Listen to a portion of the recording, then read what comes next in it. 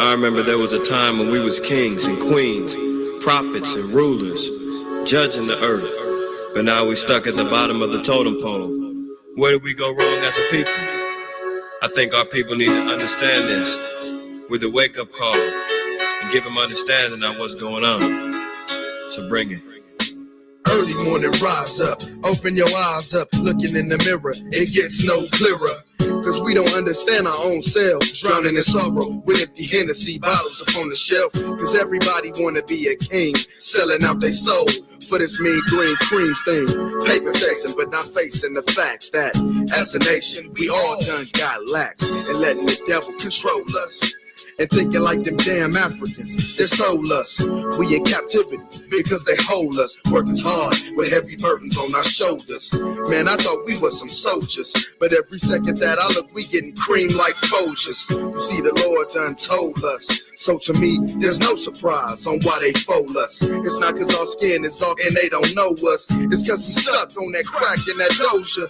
Allow our brains to be polluted, now they mold us. Don't hate on me, hate on them dirty fools that stole us. You'd rather be dunking with Jordan on some posters other than smashing these devils like you supposed to. That's why all our men is weak-minded. And going off the top of their head, they speak blinded. Talking about some coalition-ish. That coalition-ish about to get split real quick. Cause it's Israel against the earth. When my people come back, you best believe we the descendants of pyramid builders, great kings and sword wielders, Philistine killers, prophets, priests, and grave fillers. We be the realest, that's why you feel us. We bringing it raw to all y'all G's and caterpillars. We bringing the truth with more proof to show that we can love. Nigga, you the people that the Bible speaking of, black Jew. Subject to ghettos, prisons, and projects. Sick in the head, bringing you back is the object. See, Christ is a black man, and so are you, but Christ is a Jew. So what that make you? 12 tribes, lost through their name, but gon' get it. As long as the prophets is living, we gon' spit it and keep it vivid. Kick it to young and old. 12 tribes being sold by the lies is told. Deuteronomy 28 and 15. It says we curse in the worst way and we unclean, disobedient. Man, it was the sin. So now we live in them judgments. In the end, staring the sky, getting by. We remembering Leviticus 10 and 10. So we tremble in and giving in. There's a way we can get it back and come clean. 2 Chronicles chapter 7 and 14. Ain't no reconciliation with the enemy. So ride Israel, ride till infinity.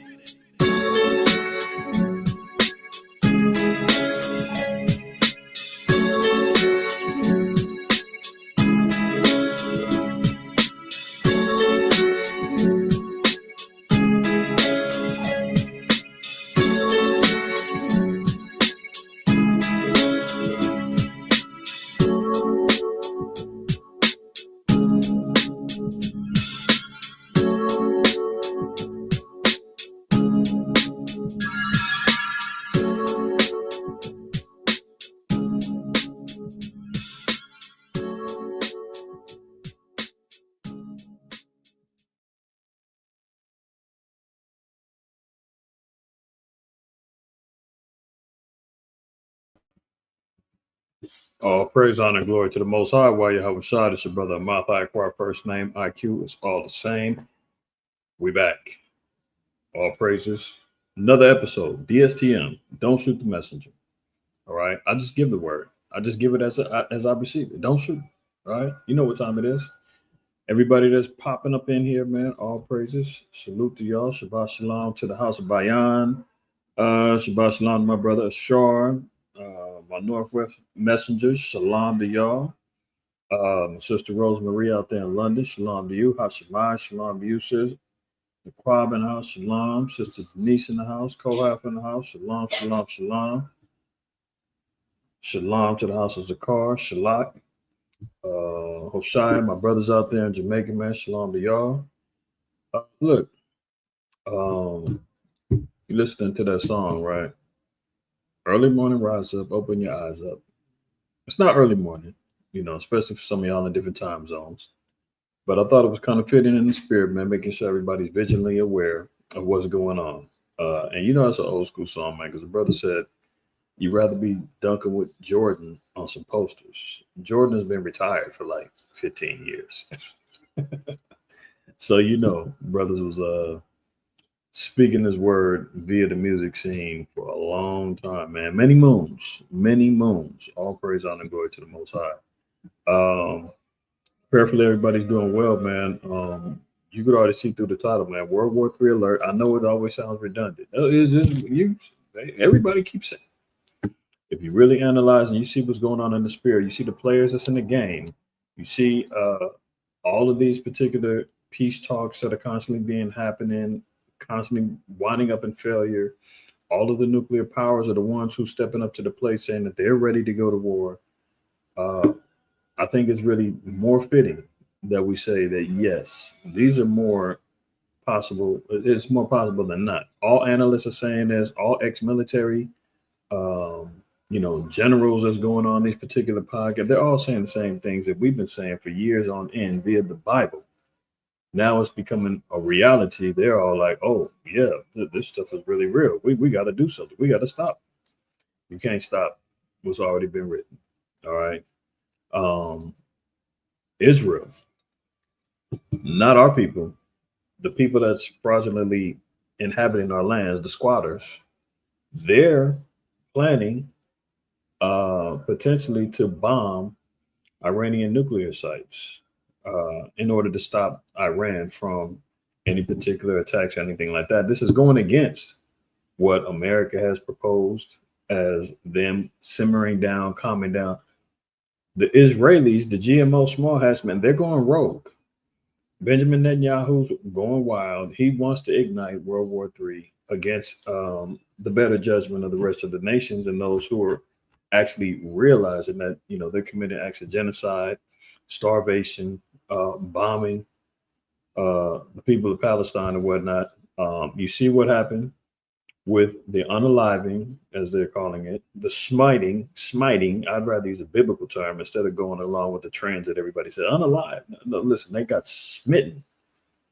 Seen that couple that got smitten over there, that small hat consulate, I forgot, it was a consulate museum, one of the two, over there in DC. You saw that, right? That's going to be used as a catalyst to justify further actions of war, further actions of aggression. You already see them scrambling around talking about how they want to wrap up securities for said people who are feeling threatened because the anti-S words, that they're facing more threats from the anti-S word crowd. You see Kanye, he done hit a whole 360.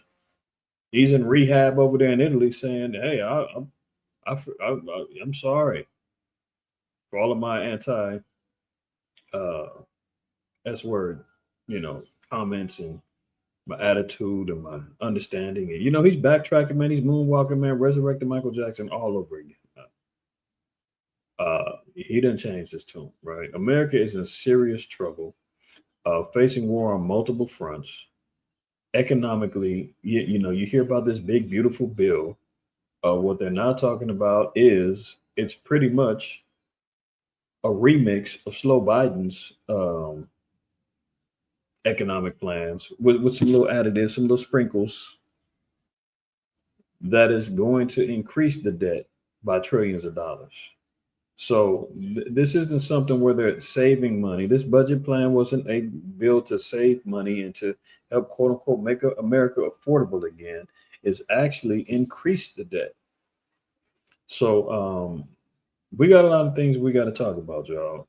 First off, man, let's look at the aspects of, we talk about America being in trouble. The writing is on the wall.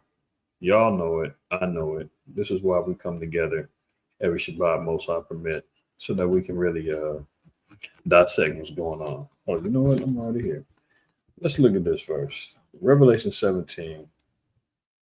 And we're going to read 21. It says, and a mighty angel took up a stone like a great millstone and cast it into the sea, saying, thus with violence shall that great city, Babylon, be overthrown and shall be found no more at all. Now, one thing's for sure, two things for certain. This is not talking about ancient Babylon. And we'll show that in a minute. This is not talking about ancient Babylon. You cannot say that this was a revelation or a revealing that was shown to John, the Revelator. We're talking centuries after Babylon had fell. Well over 500. Well over 500 years. Babylon had been fell. You trying to tell me that he just now got a revelation of Babylon fell? No, it's not talking about that Babylon. We obviously should know this, right? But this particular Babylon is going to be destroyed via violence. You know that America is the most they're categorized as the most violent um, country in the world. We've got the largest prison system in the world, right? Where this is the place where all of the bang bang shoot 'em up movies come from, all of the kill, death, murder video games come from, right? All of the propaganda, the greatest forms of weapons and guns, are being bought and used here. You know, I'm sure my sister Rosemary, brother Joshua, if he pops up in here, any of my peoples out there in the UK, the strict gun laws is wild over there. That's why everybody's over there running around with knives, stabbing and poking each other up over there, because you cannot get a gun unless it's completely illegal. Over here, it's license to carry, open carry, concealed carry.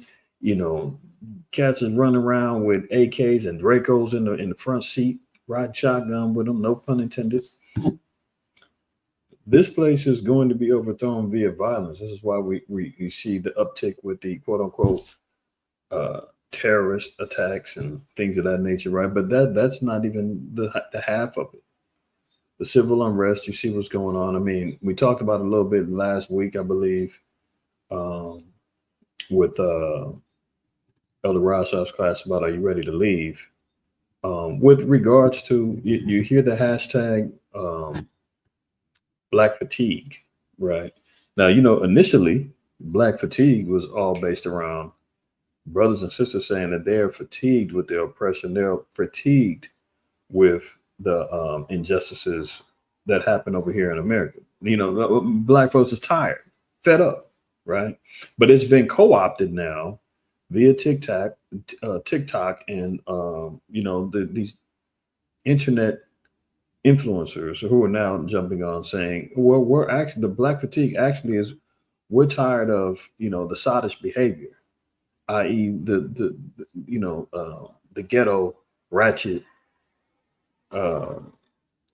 attitudes, mentalities, and actions that brothers and sisters are doing out there in the streets. And I get it.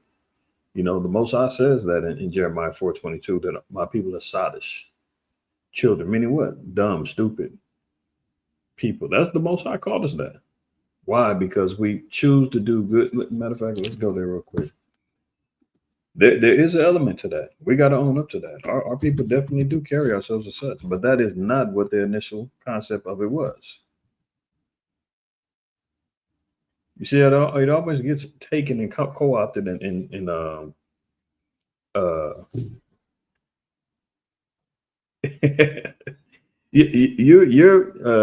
Naquab. I know you a Second Amendment lifer, and I'm with you. I'm just saying these are the let's say advantages and luxuries that we have over here in America that other countries don't. This is why America is going to be more prone to violence than any place else. Now, and it's going to be overthrown as such because remember, the scriptures even say you reap what you sow. So this is why America is fitting the framework of modern day Babylon, because just as they love violence, it's going to be overthrown by such. Man, this place was sieged by violence, colonization, biowarfare, death, murder, rape, hangings, lynchings, tar and feathering, dog sicked on us, hosed down. These same elements of violence, they will reap, right? But getting back to the Black fatigue, it says, for my people are foolish. They have not known me. They are sottish children. and they have none understanding. Yeah, so you know, when our people is going out there acting a fool, right? Being an embarrassment to the nation. I mean, but this is why the prophets have been sent, the teachers have been sent to wake our people up, to get them out of that mind state, right? And when the scriptures say my people have been destroyed for lack of knowledge, it's because of that. And their rejection of the Most High and his knowledge is the reason why, you know, we see these forever ending clips. And you've got the hashtag world star, when, you know, there's a fight on the street. You know, we love to see the crash. Don't nobody want to, you know, buckle up for safety.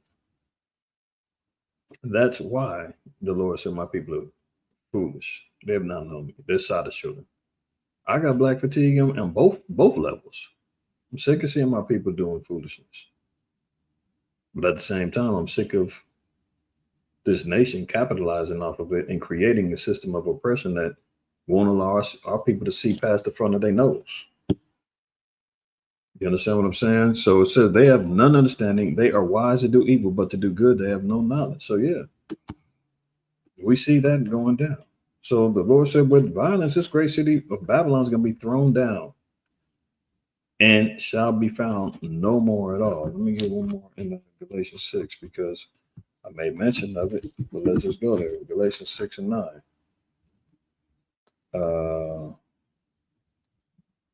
Not 9. Let's go up a little bit. Verse 7. It says, be not deceived. The Most High is not mocked. For whatsoever man soweth, that shall he also reap. So what do we see America investing in? But the violence, yeah. So that's exactly what is going to have coming to it.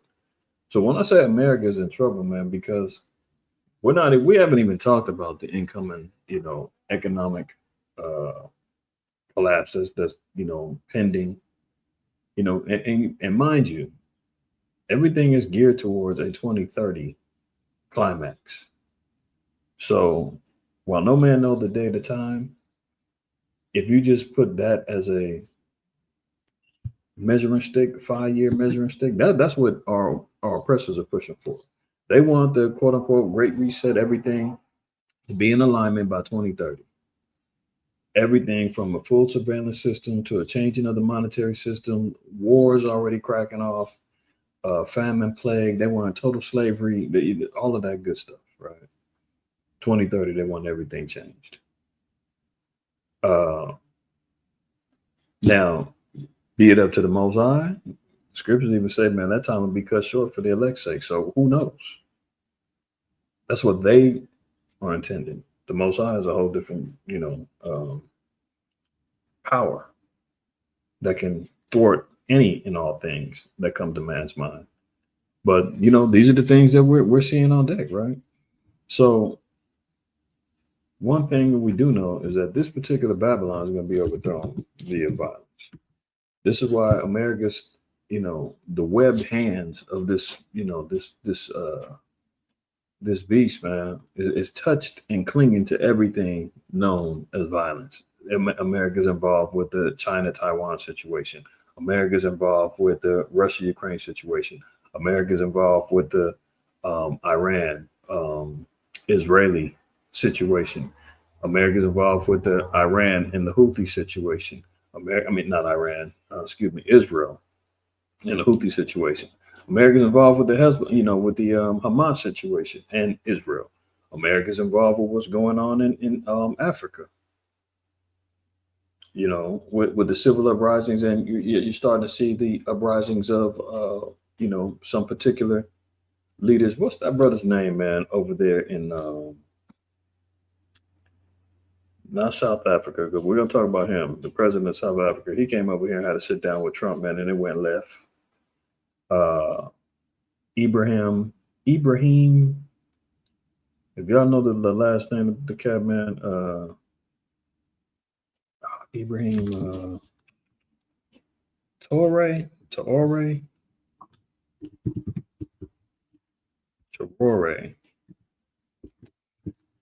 You see him, man, he's a young up and coming leader of Burkina Faso. I think he's like 38. No, 37 over here. Where does it say it? He's 37. 37, man. He's leading a breakaway away from France and their colonization, creating an independent state. Burkina Faso is over there in West Africa. You know, is Israel over there? Absolutely. I'm not saying everybody is. I can't confirm or deny that. But we know that this young man is creating a coalition of leadership amongst other black leaders now who are saying, hey, actually, we can stand up to these nations who've been oppressing us and colonizing us and taking advantage of us for years on end. We can be self-sufficient and independent, and we don't need them. Right. And now that mentality is starting to rise up. And now America, France, and everybody else is going over there saying, oh, these uppity niggas, what they trying to think that they can do something without us? He has managed to survive multiple assassination attempts, you know, because that's how they get down. The Alphabet Boys, CIA, and others are known for regime changes via assassination, so forth and so on, man. So, you know, you've got a lot of different things that are rising up throughout the earth that's based upon violence, regime changes, warfare, and that's what we're seeing, you know, play out tenfold right now. And America's always at the bottom, at the base of it all, right? Let's go to Isaiah 13. It says, the burden of Babylon, which Isaiah the son of Amos did see. Lift ye up a banner upon the high mountain, exalt the voice unto them, shake the hand that they may go into the gates of the noble. So Isaiah has been prompted and commanded to go on upon high mountains, to scream at the top of the mountains, man, and to rebuke and to teach. This is what it says, shake the hand. That's the rebuking. That's the correction, right? To the gates of the nobles, to the leadership, and do what? I have commanded my sanctified ones. I have also called my mighty ones from mine anger, even them that rejoice in my highness. The noise of a multitude in the mountains, like as of a great people, a tumultuous noise of the kingdoms of nations gathered together. What is this tumultuous noise? Warfare, destruction. Of the kingdoms being gathered together. Why are they being gathered together? According to Joel chapter 3, the valley of Jehoshaphat, it tells you that all the nations have to be joined together. They got to arm up and get prepared. It says, the Lord of hosts mustereth the hosts of the battle. They come from a far country, from the end of heaven, even the Most High Yahweh, and the weapons of his indignation destroy the whole land. What land is this talking about? It's talking about Babylon. Babylon is going to be destroyed. How are they going to be destroyed?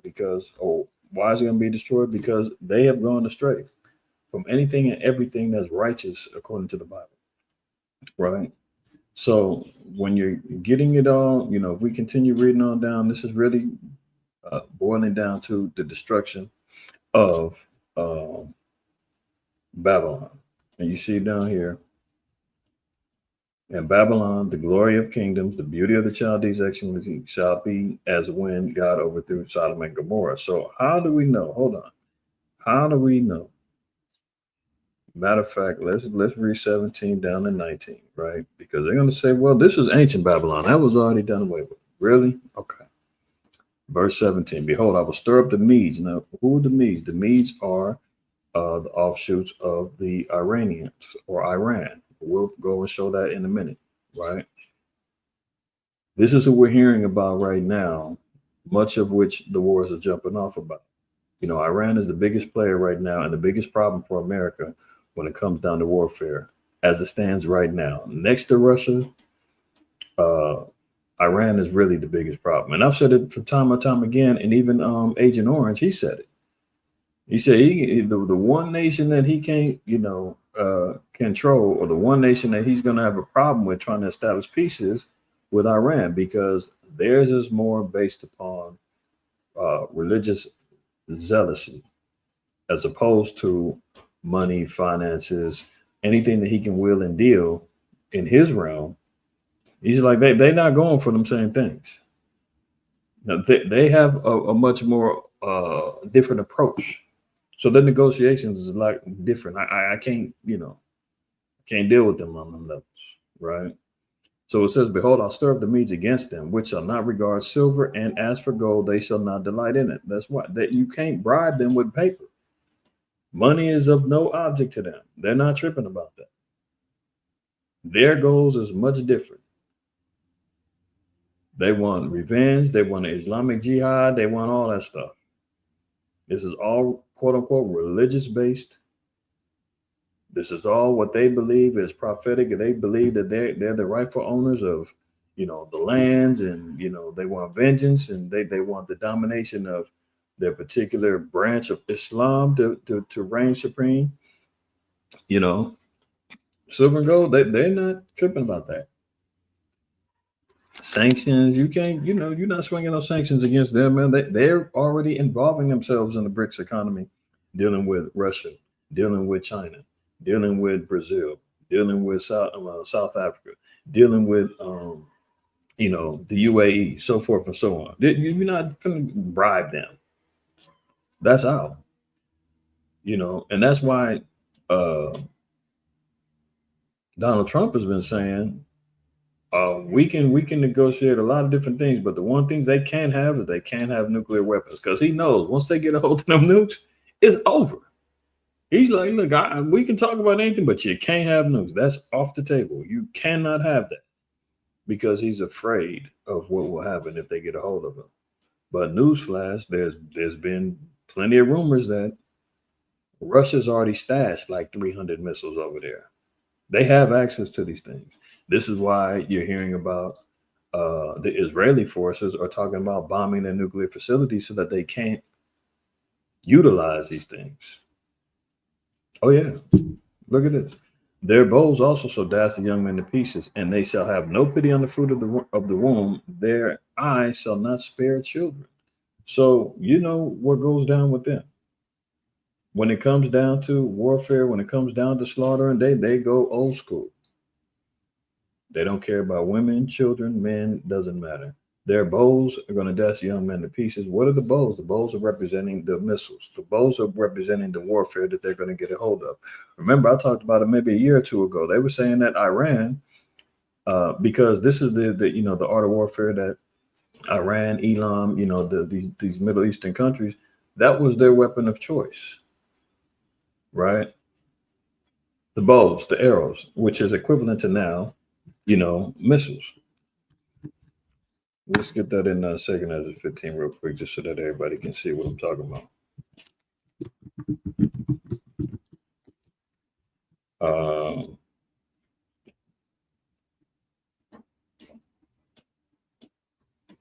And let's look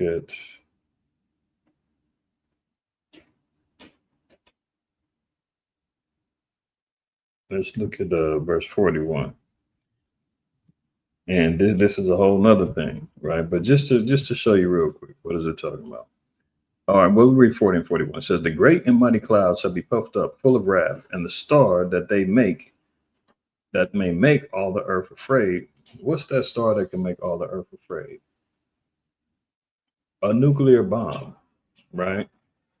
You're already seeing the fear. Remember in Revelation 13, it says that all the nations, everybody's seeing the star from heaven that came down. Matter of fact, and I'm opening tabs galore. This is what happens when you're moving in the spirit, and you're going precept upon precept in the spirit. Revelation 13, and let's look at right here, 13:13. And he goeth, and he do a great wonder, so that he make fire come down from heaven on the earth in the sight of men. So that fire coming down from heaven, that came from America. That came from, they made a whole movie, Oppenheimer, about them being able to create atomic weapons, right? And who felt the brunt of that? Japanese. Hiroshima, Nagasaki, millions dead within seconds, flesh melting off of their skin. The only crazy fool to do that was the so-called white man. While all the nations, you have multiple nations that have the powers to hold on to hydrogen bombs or have access to hydrogen bombs, nukes, so forth and so on. The only one who was wild enough to use it, that put all the other nations in subjection. That's when America, after World War II, Great Britain fell, Economically, Russia, they all had to hand it over to America. America was financing, America had the weaponry, and America dropped them bombs. They was like, hey, they the ones over there. They got it. They got it. And America started running the show. That's that little horn that came up out of the in Revelation 17 talks about the seven horns, and it says the eighth horn, a little horn. And even in Daniel, the 7th chapter speaks about that. That's when America arose into global power, right? So now they made that heaven and earth come down in the sight of men. That fire came down. That's what made everybody afraid, right? As we're reading over here.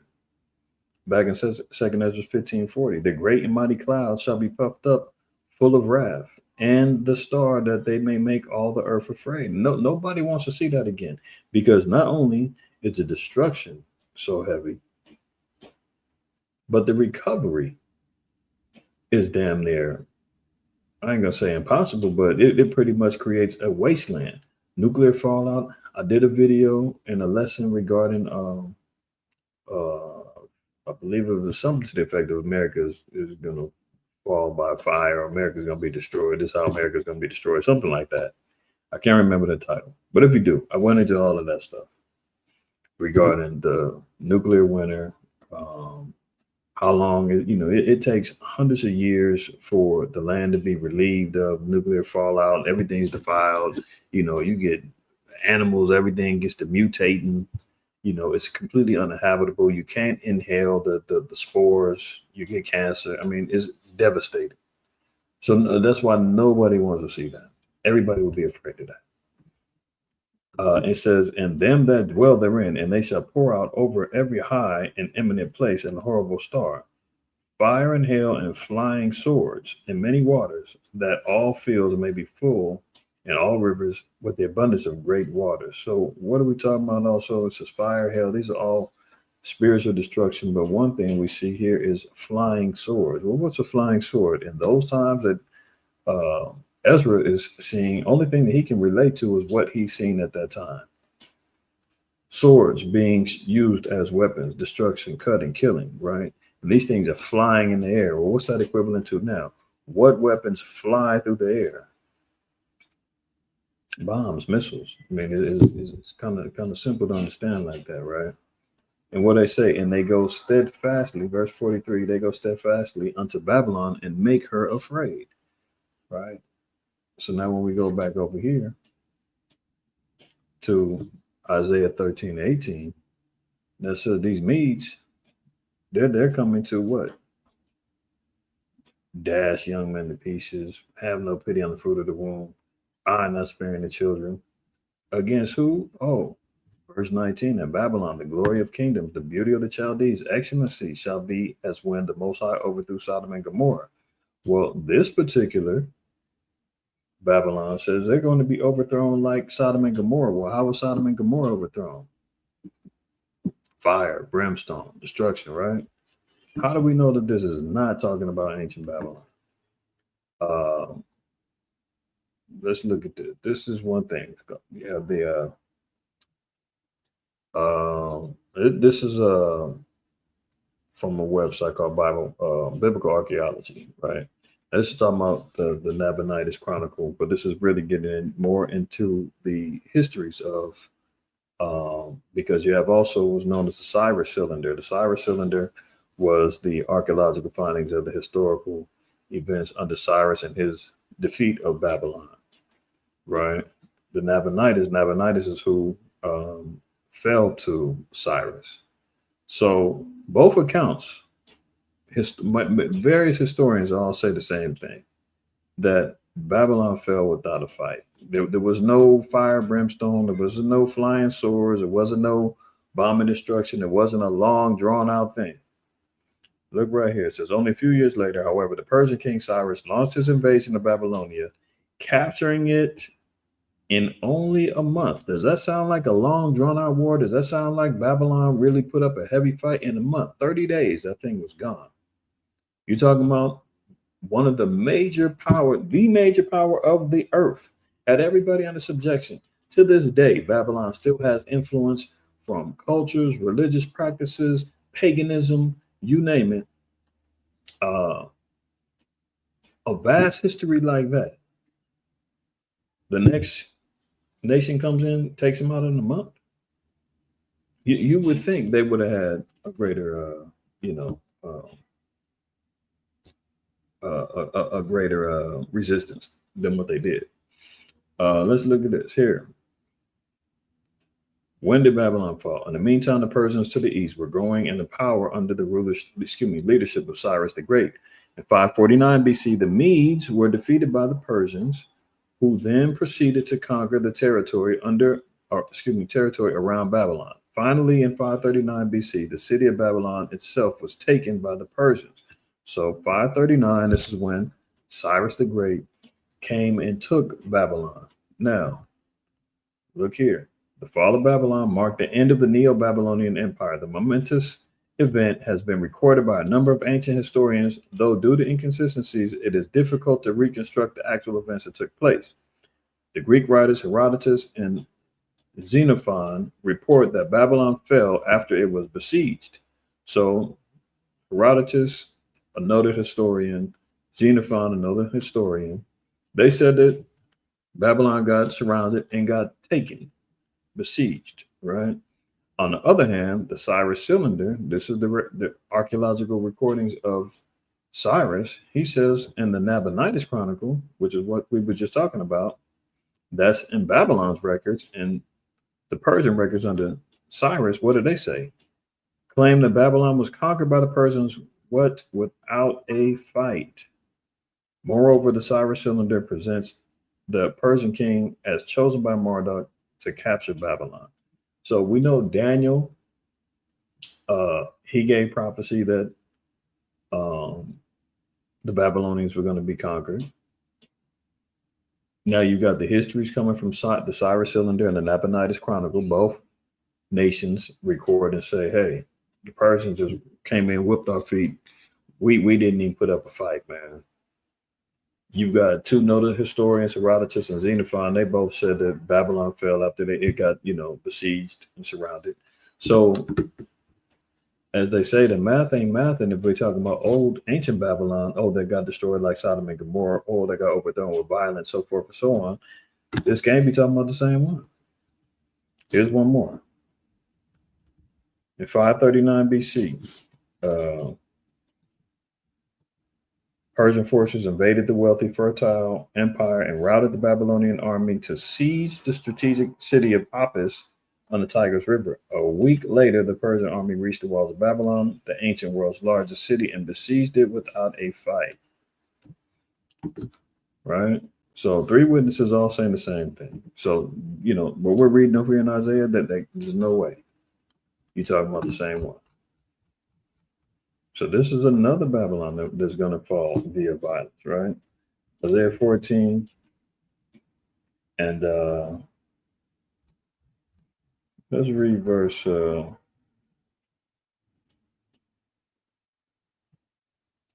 Let's read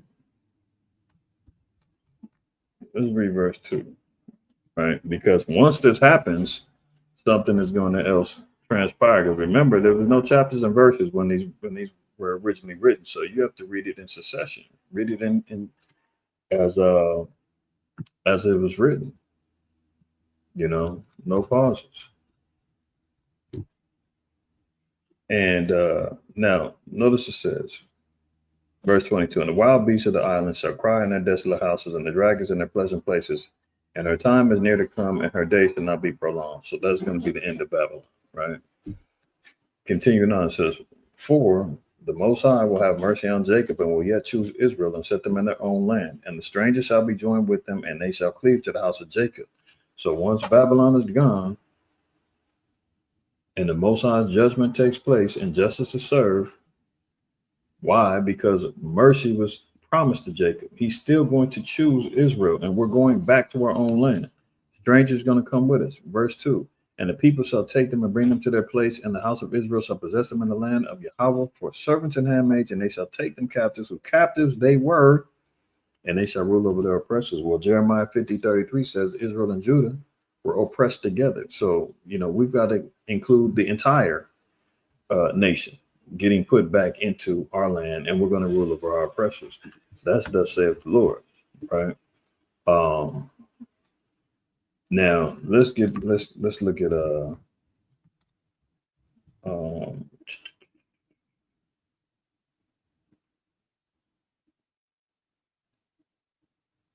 let's read verse 26. It says, "This is the purpose that is proposed upon the whole earth, and this is the hand that is stretched out upon all the nations. For Yahweh, the power of hosts, have proposed, and who shall disannul it? And his hand is stretched out, and who shall turn it back?" So when the Most High puts this out there, who's going to stop it? This is why the peace talks is failing. This is why ain't nothing going right. They're leaving out uninspired. Marco Rubio saying, if we don't get a deal done in a few days, we're going to just wash our hands and walk away from Ukraine and Russia. That was like 2-3 weeks ago. Didn't Trump? He just had a phone call with Putin this past Monday. So the nations are calling their bluff. Like, look, and right before that, he launched the biggest attack, drone attack on Ukraine. So clearly, they're not listening to what's being said. Why? Because the Most High said he proposed this. Who's going to disannul it? Who's going to stop it? If his hand is stretched out, who's going to turn it back? Definitely ain't going to be the so-called white man and his regime, his thoughts, his initiatives. Definitely not. Jeremiah 50, I mentioned that. Let's go there. Jeremiah 15:2 says, "Declare ye among the nations and publish and set up a standard. Publish and conceal it not." So, people said, "Why you talk about people? Why about America? If you don't like it, go back to Africa." Look, hold on.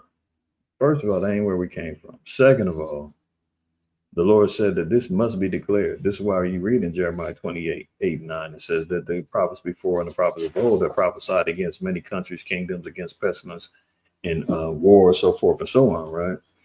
Roughly paraphrasing. Because that was a commandment that the Lord said, once it's been revealed, once it's been understood, once the Most High put his hand forth and you can't disannul it, what did he say? He said, now you got to go declare this among the nations.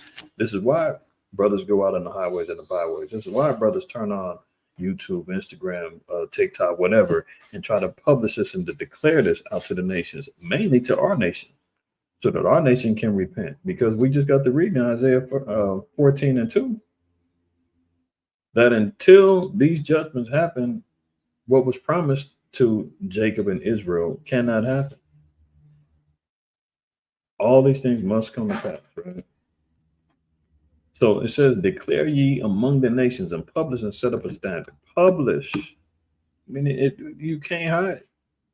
It has to be published. It has to be made known globally, worldwide. Everybody's going to hear about it and know about it. Even Trump said it, what was it?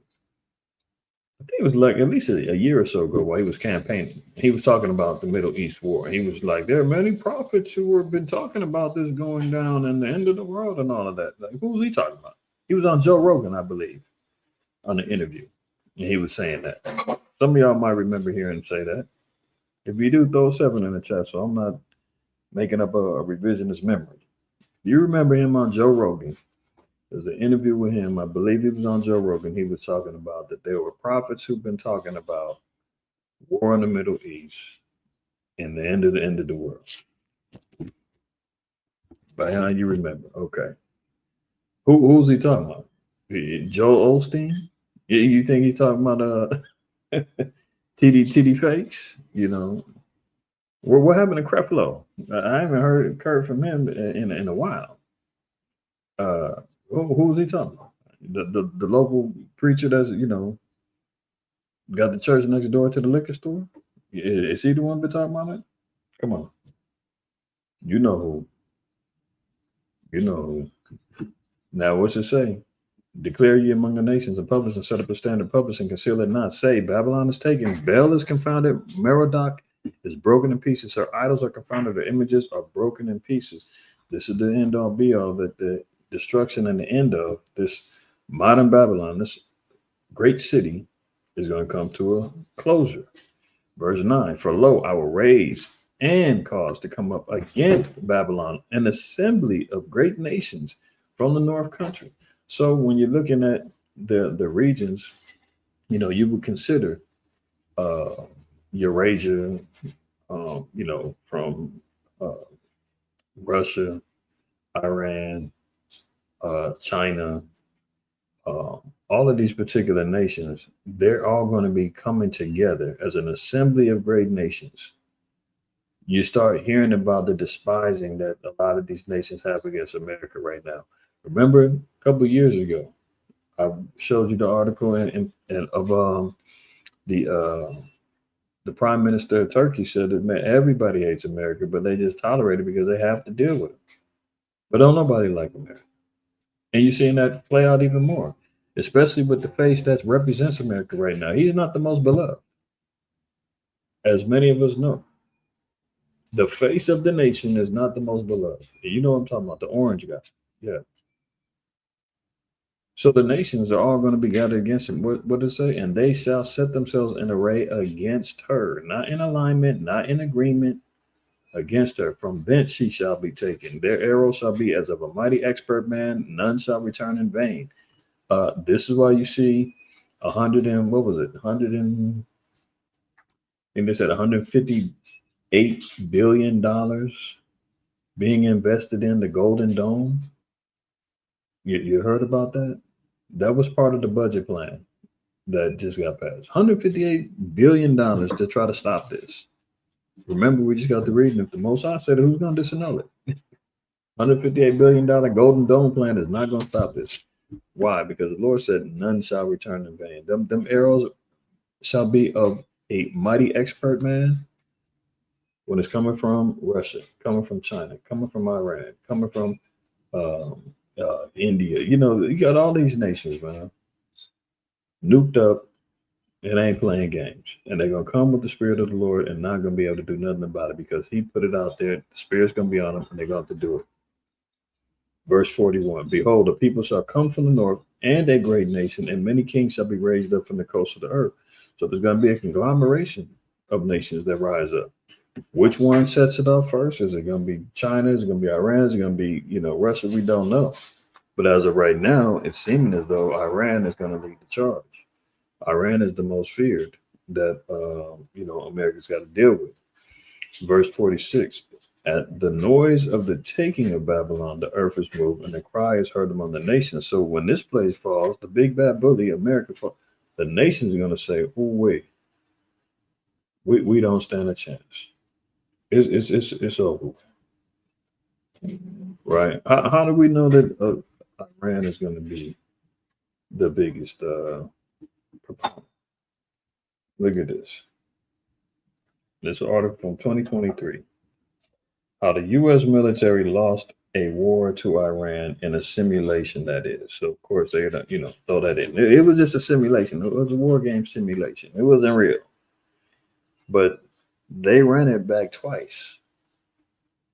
And in both scenarios, didn't look good. Don't want to go too deep into this article. If you want it, I'll throw it in the, I don't know if I can throw it in the chat, but war game scenarios, right? Iran put the beats on America.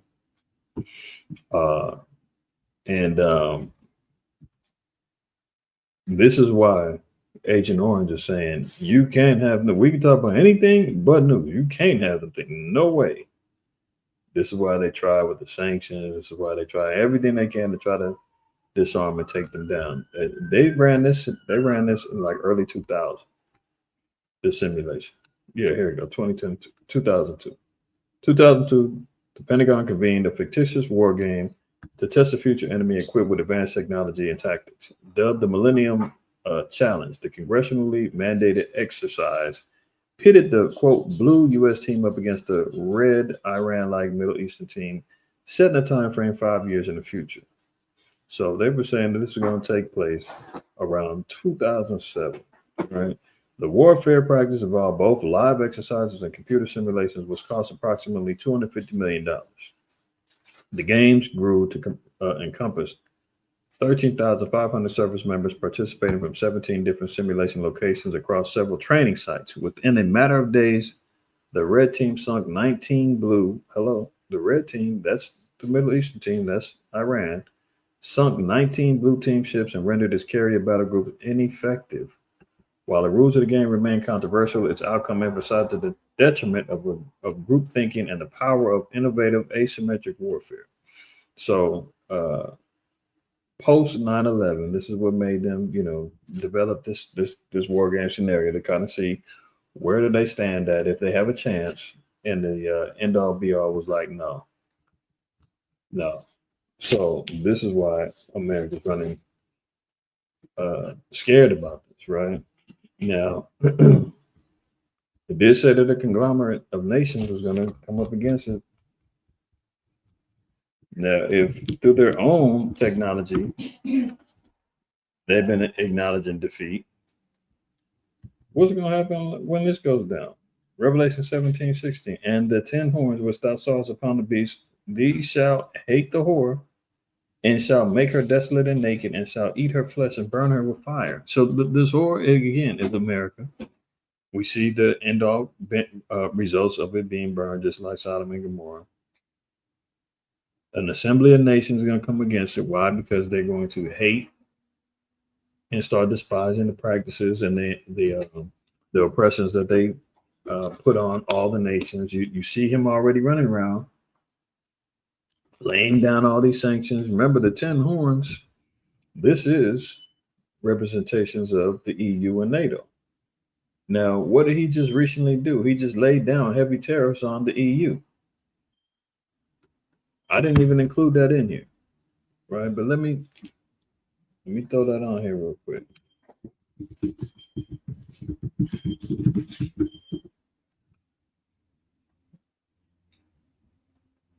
See that?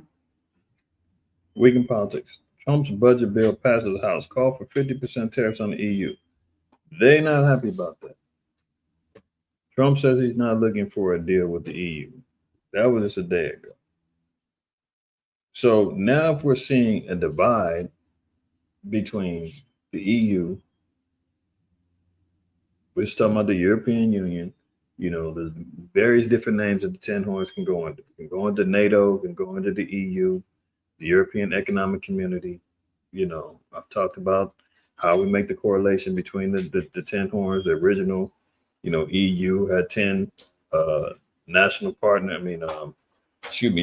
10 national partners when it was initially established. I believe after I think it was 1948, 49, somewhere around there. Don't quote me. But original 10 partners, they got 10 configurations, and when they meet, it's all kind of things that line them things up, right? But now we're seeing why. And who's initiating this hate that the nations are going to be mad at? Once allies, once friends, now they're hated. Let's look at Jeremiah 51. Verse 7, Babylon have been a golden cup in the Lord's hands that made all the earth drunken. Yeah, everybody was having a good old time with America. This is the goose that laid the golden egg, man, right here in America, man. Everything, all your dreams come true, man. Land of milk and honey. Every nation, when it comes, flow into it. They're all making money from it. The merchants of the earth, they were all happy, But now once they start getting a little drunk, times are changing, man. You start getting up, they getting up, man, and the room is spinning. They're falling all over the place. They're crashing out, DUIing all over the place spiritually, right? Now they ain't liking it. They don't like the hangover. The nations have drunk of her wine, therefore the nations are mad, right? So here we see all of these things lining up to wards understanding the problems that America is going to be dealing with. And it's all because of their allegiances and their love affair with the small hats. And the small hats now are just going rogue, acting a fool, with their desire to destroy the Palestinians. They want to destroy the Iranians. They want to set off this war before it's all said and done, right? And Europe, in particular, France, Great Britain, they're on board. They like, let's go. We want to get this war cracking with Russia, Iran. Israel wants to get it cracking with Iran. You still got India and Pakistan over there going. They got a little ceasefire jumping off, but there's still little spats jumping off back and forth. We've seen that the ceasefire agreement was already broken in less than 24 hours. So the spirit of warfare, the spirit of destruction, the spirit of judgment is budding right now. Let's look at this here. Now, mind you, it says Putin is building new force to take on NATO. The Kremlin is expanding military recruitment, increasing weapons production, and upgrading infrastructure along Russia's northern borders. Building a new force to take on NATO. Imagine that, a new force, really. Well,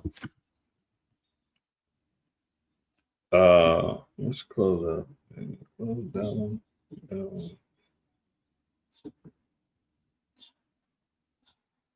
Okay, so let's look here. Ezekiel 38, we'll read one down.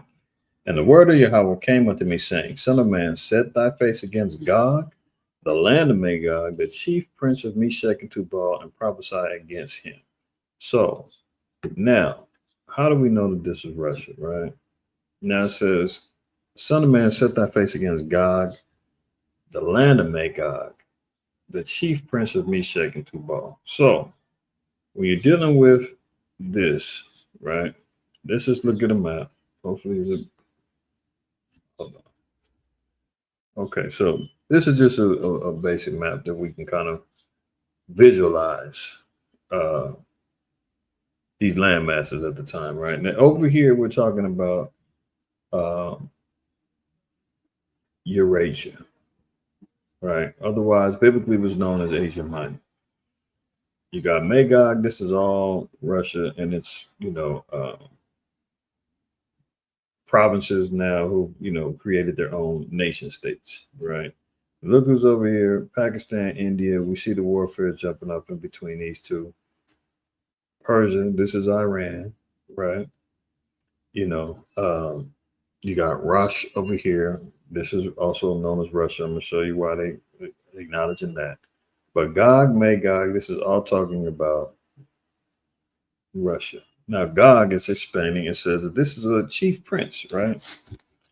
Now, when you look at the hegemony, you're looking at the Russian nobility. This is the titling that they will put on their people of noble character or of esteem, right? Russian nobility. It's out of Wikipedia. I just did a fast research. If you want to get technical, we can find other sources that Wikipedia don't satisfy. But for the sake of time, just understand, this is how they would deem their leadership. The Russian nobility, or Dvoryanstv, across the Middle Ages. In 1914, it consisted of approximately 1.9 million members out of a total population of 138.2 million. Up until the February Revolution of 1917, the Russian noble estate staffed most of the Russian government and possessed the self-governing body, the Assembly of Nobility. So, at one point they had czars. Now they have, back in the day, they had what was known as the Russian nobility. The Russian word for nobility, Dvoryanstv, derives from a Slavonic dvor, meaning the court of a prince or duke, and later of the czar or emperor. So the initial thing of their entitlements, they call themselves princes. That was the highest form of nobility. I know this is kind of like, jacked up as far as visually. Y'all might not be able to read it, but I'm gonna just do it like this so y'all can read it. Right? Now it says title nobility. Title nobility was the highest category. Those who had titles such as a prince, count, and baron. The latter two titles were introduced by Peter the Great, right? So before Peter the Great added on count and baron, the highest form of nobility would be a prince in Russian nobility. So when the Bible speaks about the chief prince, this means this is the head of nobility. This is the highest ranking individual that they would have in the land, right? Now, this is speaking about their quote unquote president, their chief leader. The chief of their nobility would be who? Right now, we're talking about Putin. The land of Magog, we're finding these places in Russia, as we're seeing just based upon the maps. Now, in some of the other translations, you can see here in the ASV, it says, "Son of man, set thy face toward Gog, the land of Magog." So it's saying that Gog is going to be of the land of Magog, right? Now, this is the chief prince. This is quote unquote Putin, for lack of a better term. He's of this land. Where is this land? When we're looking at the map, Magog would be in Russia. So Gog is going to be of this land, right? This chief prince is coming out of this land. It says the prince of Rush. Rush is the prefix of Russia. Rosh, Meshech. Many historians say Meshech is Moscow. And Tubal and prophesy against him. Some say Meshech and Tubal, Togarmah is in Turkey. Regardless of where somebody says it is or trying to identify these ancient lands, the general consensus of the area would involve from the expansions of Turkey to Russia to Iran, all that area is a conglomerate of nations that's going to be rising up to go to war with Babylon and with the small hats. Okay. You see down here in the English Revised Version, "Son of man, set thy face toward Gog of the land of Magog, the prince of Rosh, Meshech, and Tubal, and prophesy against him." Right?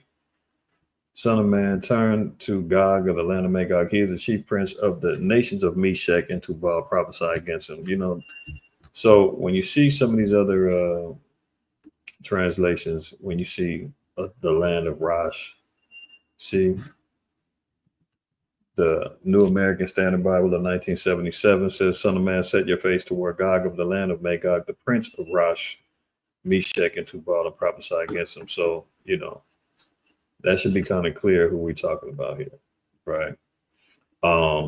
Getting back to Ezekiel 38. It says, "And say, thus saith the Most High Yahweh, behold, I am against thee, O Gog, the chief prince of Meshech and Tubal." Right? So the Most High is pronouncing a judgment against him. "I will turn thee back and put hooks into thy jaws, and I will bring thee forth and all thy army." So we've talked about this a number of times, damn near weekly. He's getting pulled into warfare. His hooks, the control, has been given over to the Most High. He has no control of what's going on. He's going to do the Most High's will, and it's going to involve military conflict. "Bring thee forth all thine army, horses and horsemen, all of them clothed with all sorts of armor, even a great company with bucklers and shields, all of them handling swords." It says even a great company, meaning not only does he have his own horsemen and horse, but he's going to bring a great company along, and they're coming strapped up too. Who is this great company? Hold on. Now, part of this is him assembling with his own force, right? Putin is building a new force to take on NATO. Can we go back?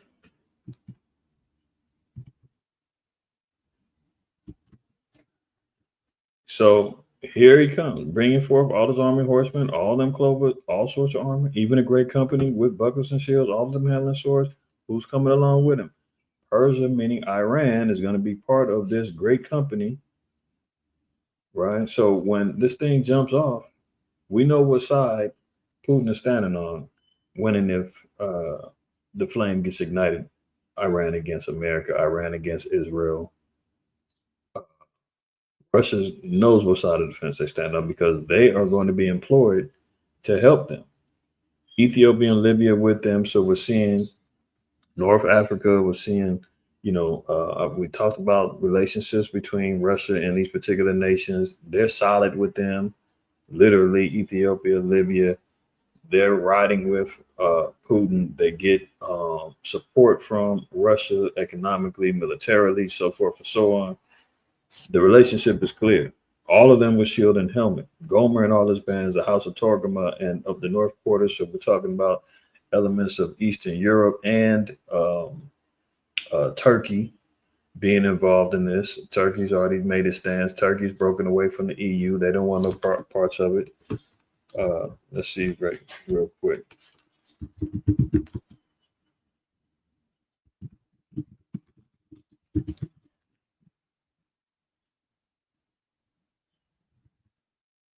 So here they talking about Turkey is taking steps away from the EU. So they're, separating themselves from affiliations with the Ten Horns, right? Uh, Now Turkey is a part of NATO, but they're going to make a decision that they got to ride with Russia when it's all said and done. Why?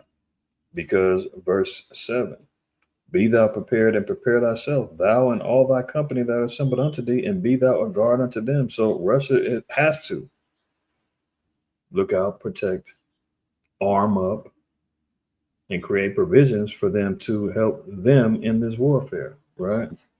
So when you're seeing this, him building up a new force, all to take on NATO, this is all prophetic. This is all biblical, right? Russia's building bases and expanding its military footprint near the Finnish border in a sign of where its swollen army could be moved after a ceasefire in Ukraine. New satellite imagery has revealed columns of new troop tents, expanding military bases, and renovated Arctic airfields, all opposite NATO's northeastern flank in what could be a harbinger of a future war. Signals are elsewhere too. The Kremlin is expanding military recruitment, increasing weapons production, and upgrading logistical infrastructure along Russia's border with Norway, Finland, and the Baltics. So we see here, he's arming up, right? Why is he having to do this? Because the Most High is making him do it. We just got to read in Isaiah 14:27, where it says, 26, where it says, the Most High put it forth, who's going to disannul it? You can't stop what the Most High put out there.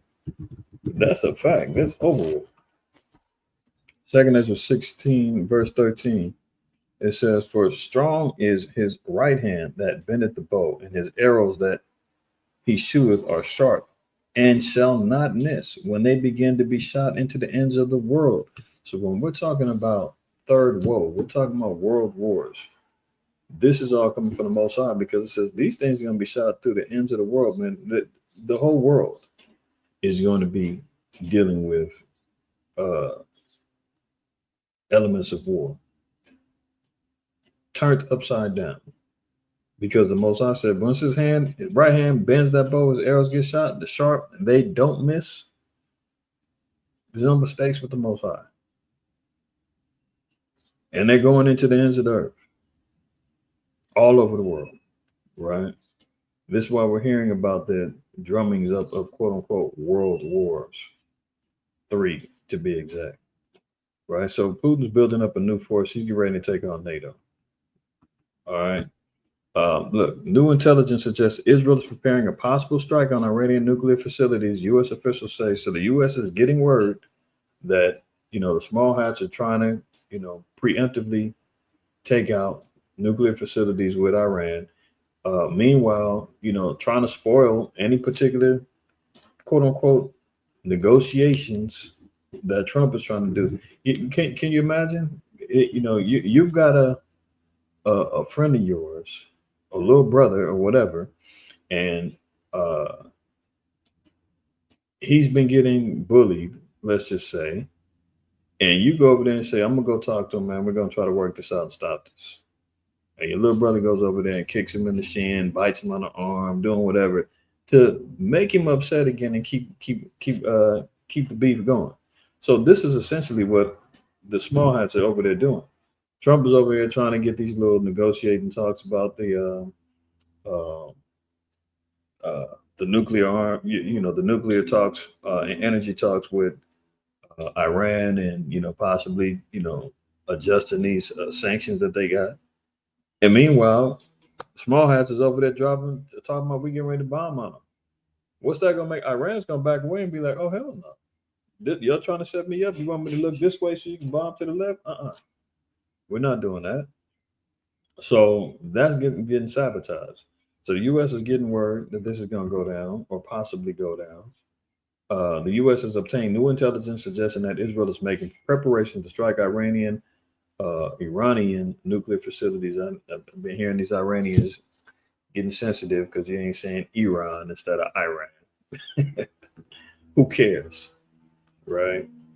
Even as the Trump administration has been pursuing a diplomatic deal with Tehran, multiple U.S. officials familiar with the latest intelligence told CNN such a strike would be a brazen break with Donald Trump. U.S. officials said it could also risk tipping off a broader regional conflict in the Middle East, something the U.S. has sought to avoid since the war in Gaza inflamed tensions in 2023.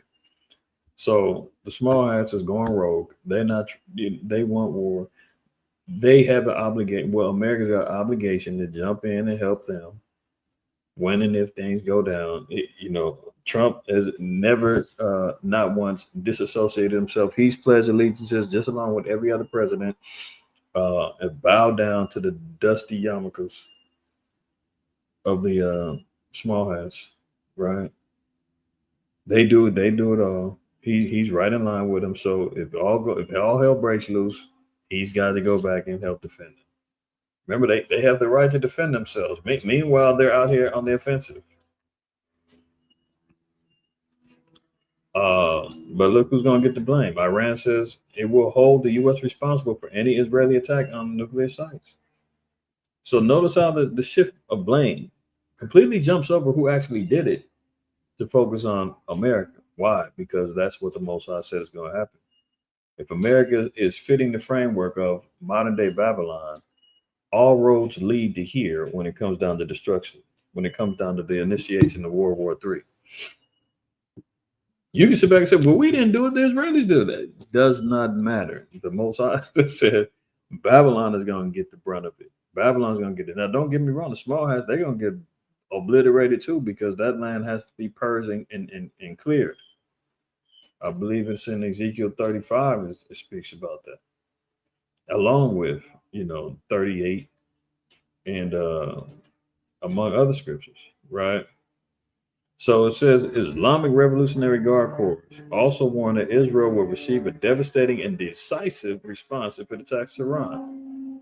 The United States would be held responsible in the event of an Israeli attack on Iranian nuclear sites. Iran's foreign minister has warned after CNN reported that Israel could be preparing strikes. Iran and the U.S., Israel's closest ally, will hold a fifth round of nuclear talks on Friday amid deep disagreement over uranium enrichment in Iran, which Washington says could lead to developing nuclear bombs. So that's the one thing they said is off the table. Trump said, no nukes, no nukes. They ain't going to stop that. Israel's accused of ethnic cleansing after more than 140 killed in Gaza in 24 hours. Do you see this? They're going on a murderous streak. So not only are they running through, they just got to talking about they were going to have to open up let the food and supplies come in. They go wild and start killing even more. 24 hours, 140 people killed. Where's the outrage? Oh, well, there was some outrage over here when a couple of people got smoked by a I don't know if he's 10 tribe or not. The cat got the last name, the Spanish last name. I don't know. But while Israel's running wild with no consequence, no nothing. And now they're getting additional protections because they're saying that the rise of anti-S words is rising. Like these poor innocent people, they're doing nothing to prompt them to be hated, or to be disliked amongst the nation. No, nobody does anything to them. They don't do anything to anybody, really. Israel accused of ethnic cleansing after more than 140 people killed in Gaza in 24 hours. Israel says intensified bombings are part of a campaign expansion to, quote, achieve all of the war goals in Gaza, which obviously means that they want the whole land. Remember that? They want to wipe them out, push them up out of there. They want all that land.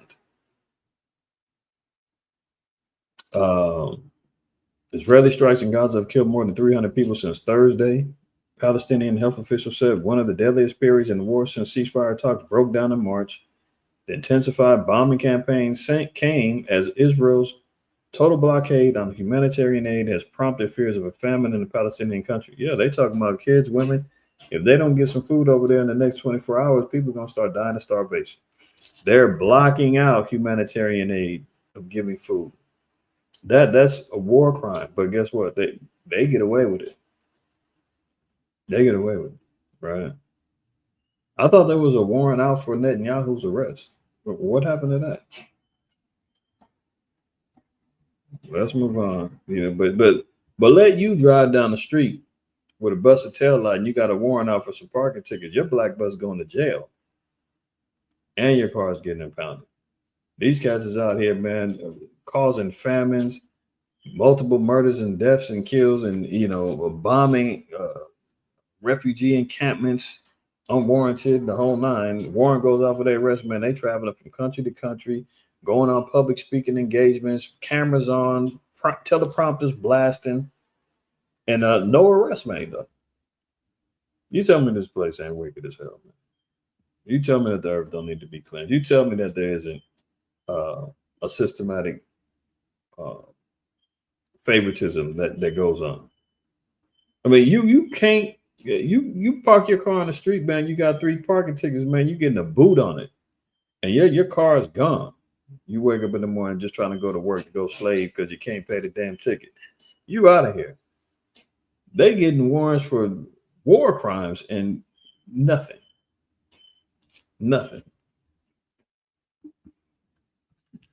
Ayatollah Khamenei slams, quote, outrageous U.S. red line demand of Iran and nuclear talks. So how them nuke talks go? Didn't go well. They ain't happening. They're not listening to what Trump is talking about. After several days of a back and forth public criticisms and U.S. declarations of a, quote, red line, Iran's supreme leader has finally weighed in definitively on where things stand from Tehran's perspective. Ayatollah Ali Khamenei called the latest U.S. demands that Iranian enrichment be taken down to zero, quote, excessive and outrageous to state media. He further expressed doubts that current nuclear talks with the Trump administration will actually lead anywhere. He says, again, he doubts that the current nuclear talks with Trump administration will go anywhere. I don't think nuclear talks with the U.S. will bring results. I don't know what will happen. So these particular talks and peace talks, it's not going anywhere. It's not happening. Iran is going to remain the enemy of America. Look at this. Iran's Khamenei launched a blistering attack on Trump after his Middle East visit. So after Trump came in, they had to sit down. He leaves talking about, oh, yeah, we had a productive talk. We talked for 2 hours. Blah, blah. He leaves, man, and he starts backbiting and lighting Trump's butt up. Supreme leader calls Trump a liar. Oh. So he's not the only one that believes that he's a liar, right? And far be it from the fork-tongued white man to speak the truth. Come on. Supreme leader calls Trump a liar and demands destruction of Israel hours after U.S. president concludes a regional tour. Let him play. Monday on Today in LA. Flying on American history. This right here is the Bird Dog, a military aircraft.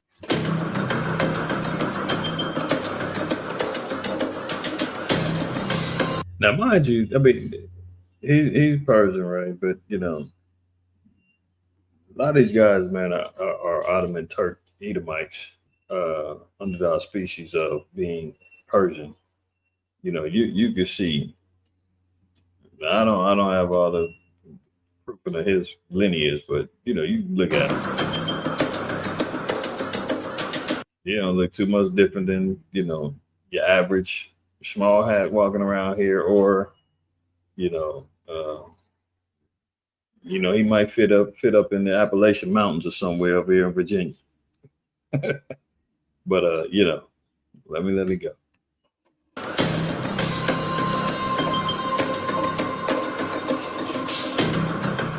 مذاکرات غیر مستقیم بود زمان ایشون هم بود مثل حالا که هست البته بدون نتیجه حالا هم گمان نمی کنیم به نتیجه برسه نمیدونیم چه خواهد شد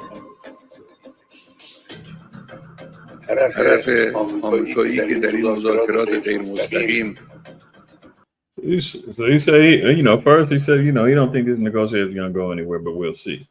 The American side that's participating in these indirect negotiations should try not to talk nonsense. He says, so if you're American and you're not in the directly involved with these negotiations, shut up.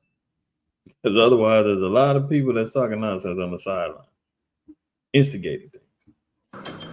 وارد صحبت میشن گفتگو میکنن سعی کنن یا بگویی نکنن. Now, what they're not interpreting right there, because I've seen another video, when they're saying right here is they're saying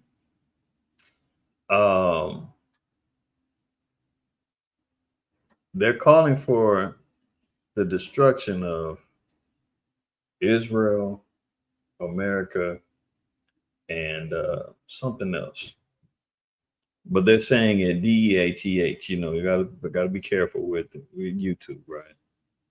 But they're saying smite America, smite Israel, women included, little kids, all in unison, or declaring this. And this is after Agent Orange left. This is in the midst of them trying to get some negotiations done.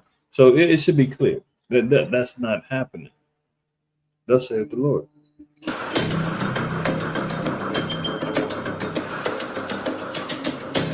Notice they wasn't trying to interpret what they were saying right there. But you've seen another video. I got to find that other video. That's what they were saying. That's what they was chanting. به ایران اجازه غنیسازی نمیدیم این غلط زیادی است. کسی منتظر اجازه این و اون نیست.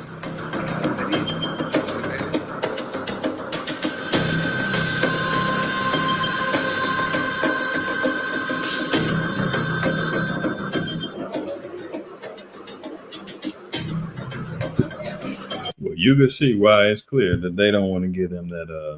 They don't want to give them a hold of that uranium, because you've seen the war game scenarios. You've seen the attitudes of the people.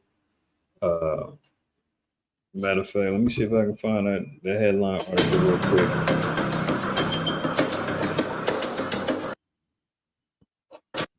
See if I can find the headline article real quick, which says Iran can build a.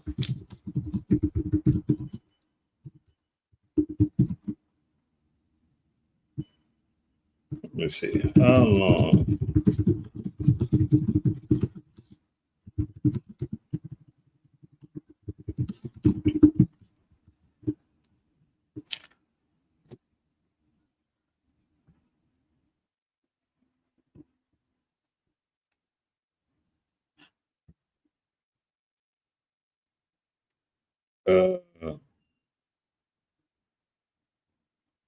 They say some nuclear experts argue it would take Iran anywhere between several months or up to a year.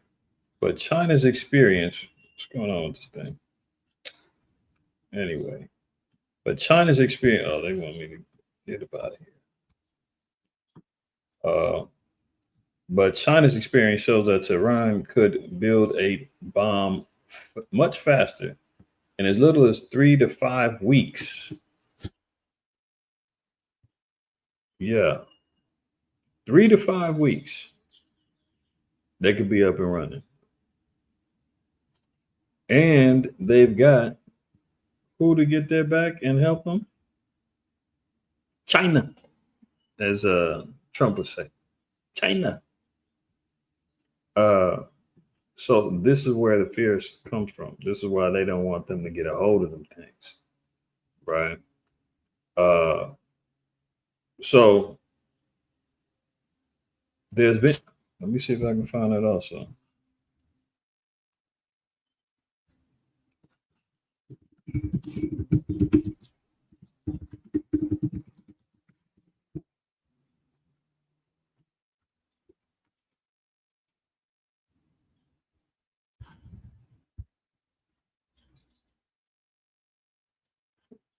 See, Russia sharing nuclear secrets with Iran in the bid at the top of the West.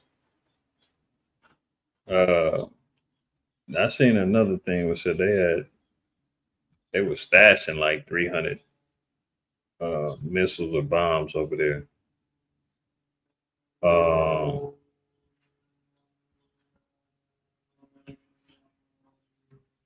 See, they talking about their bunkers and stuff. They said that the U.S. airstrikes couldn't even reach them. They got underground facilities so deep. It's another reason why they're saying America ain't got a chance. But let me move on. Got a lot more things to cover. So everybody, you kind of see the point there. The Iran talks, the uranium talks, the nuclear facility talk, all that's going to hell in the handbasket. The small hats are talking about, well, we just might well go ahead and bomb and just get it up and get it on and get it over with. Iran saying if you try it, I'm blaming America. Is lit. Small hats, you getting hit up too. We've seen the war game scenarios play out. That America comes up on the losing end of the stick. I think they ran it back again, and then America, I think, won the second time. The third time, I think they did either the third time or when they left out of there, there was some generals that was just like, I don't know if they kind of tricked the game a little bit for America to win, but some of them generals that left up out of there after they thought about a second or third war game scenario. They was like, the first one was really how it's going to go down. Like, you can trick it out as much as you want to make America win, but it was like it's probably going to be worse. So they know what time it is, man. They know what time it is. This is why Agent Orange is doing this. What is the Golden Dome? The Trump administration has announced an initiative to protect the United States from above. I thought he was pushing peace. Why is he worried about anybody bombing him? Why are they concerned about being under attack? Maybe the spirit of the Lord and the spirit of prophecy is bubbling up. The times where they were saying, "Oh, you crazy niggas out there with your space ranger suits and all of that, you on the corners yelling and screaming, you guys don't know what you're talking about. You've been saying this end of the world." Well, tell that to the government. Tell them they ain't got nothing to worry about. Tell them nobody's after them. No, everybody loves America. Tell them that they wouldn't be investing $158 billion in trying to be protected. Tell them not to be paranoid. Ain't nobody gonna hit you. Everything's fine. Don't listen to them prophecies. Don't listen to the men of the Lord. Don't listen to that Bible. Who's the fool? Calling it the Golden Dome, a high-tech defense system intended to intercept long-range attacks. Now, that idea might sound familiar. President Reagan floated something similar in the... What did I say last week? I didn't even know about this video until I think I got this video yesterday. Didn't I say Trump is modeling his whole presidency after Ronald Reagan? Right? That's his zaddy. Star Wars. Remember, he got Star Wars. Trump makes Space Force. Golden Dome. It's the same stuff, man. Want to know how this thing plays out? Look at the Reagan presidency. That didn't fare out too well for black folks. The Reagan era, full of drugs, crime, upheavals. Remember, he said, I want to get out the welfare queens. Reagan didn't have any love for Jake, man. And best believe who the man in the White House right now, 47, he's riding with the same spirit. The idea might sound familiar. President Reagan floated something similar in the 1980s, and they spent a lot of time trying to make it happen. There was even a tie-in video game, but technology hadn't yet caught up with what they were trying to accomplish in the real world. Things are different now, though. The number of players in space has quite literally skyrocketed, and Israel's Iron Dome has shown that such a system can be effective. However, a Golden Dome would need to cover an area roughly 430 times larger, and that would cost significantly more to build and maintain. So they invested, I believe, $158 billion. They said it should be done by 2029. Why did they want it done before 2030? Scratch your head. They said this should be done by 2029. So by 2030, they're prepared. Let's move on. We talked about this earlier. 2 Israeli embassy staff members are killed outside a Jewish museum in Washington, D.C. Jewish. How's tragic? They were a young couple, looking to get engaged. Tragically, were smitten over a man named Elias Rodriguez that was saying free Palestine, man. So this obviously was politically motivated, man. This is a hate crime. And Israeli people need to be protected right now because the rise of anti-Semitism, is on the rise, man. So what are we gonna do? You think was this planned? Do you think there's gonna be more attacks? I'm scared. Being a Jew myself, I mean, I might. It's hard to keep a straight face, man. This is going to be utilized as political fodder. Whether this was a open terrorist attack or a planned attack in order to try to gain sympathy, because a lot of people were, even their own people, even the small hat community, a lot of them are saying, hey, Netanyahu, we don't like him, this is out of control, we don't stand with him on this. When the favor is starting to not look their way, they go and pull one of these things so that the sympathetic heartstrings get pulled on the earth. So they're still being attacked. They're still being victimized. They're still being unjustifiably targeted. And now that opens up the door for the small hats to be even more aggressive and feel justified by it, So you got to watch stuff like this, man, because, again, it could be tooled up and used immediately after this happened. They were already talking about how they wanted to increase securities in these people's neighborhoods and diplomats and all of that, because they're being targeted. Everybody's after them now. And now it's becoming even more politicized that, the man decides to yell out, free Palestine, Now it's, are there more? Or was he a lone wolf? We gotta protect them at all costs. And maybe they're sending them over here. So we gotta bomb the Palestinians even more, make them suffer even more. I mean, how this thing plays out, y'all. So no surprises there as the shade starts coming over them. They do something to try to bring some more light to them. You know how that goes. All right.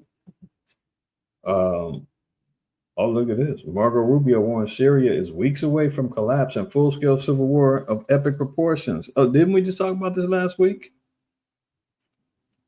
After Trump was being celebrated about that $600 billion deal with the United Arab Emirates, with Saudi Arabia, they made this big old deal. And, but one of the provisions was you got to take the sanctions off of Syria. Take them sanctions off. And you remember the guy that's running it right now, he's a quote unquote reformed jihadist, if you believe that. Clearly you can't, because what? They said Syria is about to go in full-blown collapse. But what comes of that? Remember, I told you, they go and set up problem, reaction, solution, right? They take the sanctions off. They got a jihadist running it, who's already said, I'm going to go out there and I'm going to avenge my peoples, man. We got to go get the Alawites. We got to go get the Christians. We slaughtering everybody until,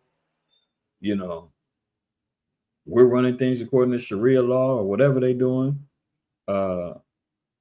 Thanks to America, man. There you go.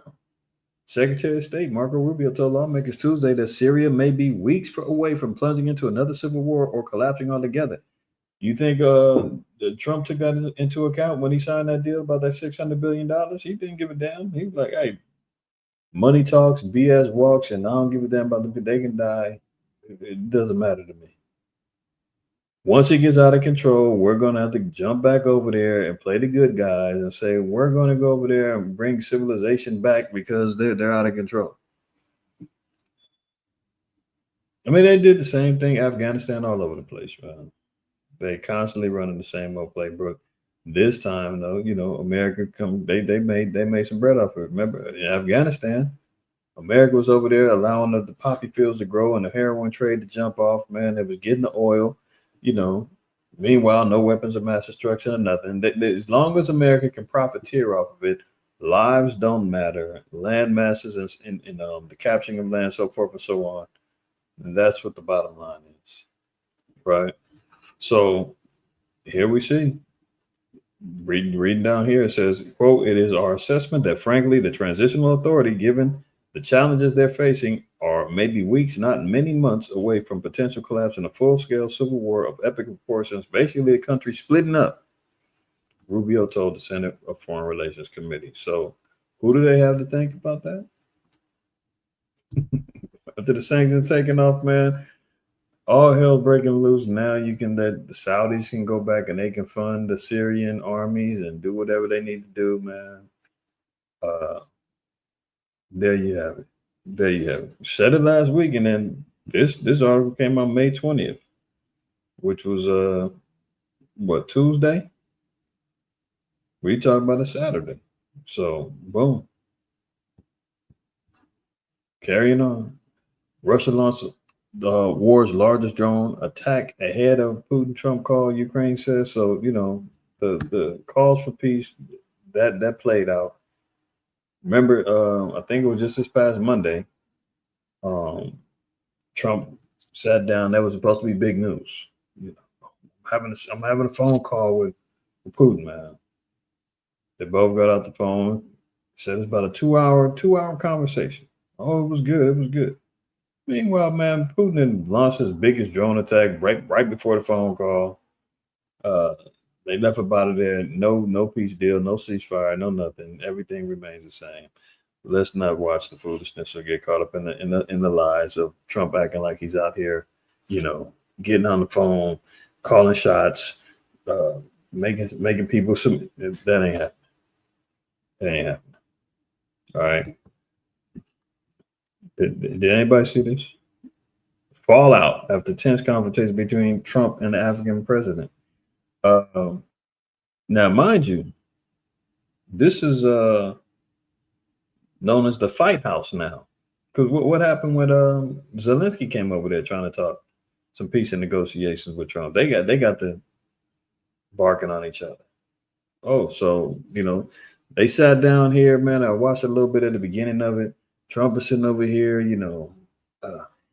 talking about how great South Africa is and his relationships are, talking about everybody's golf game and how they got to go out and play golf, and faking like a Mickey Flicky.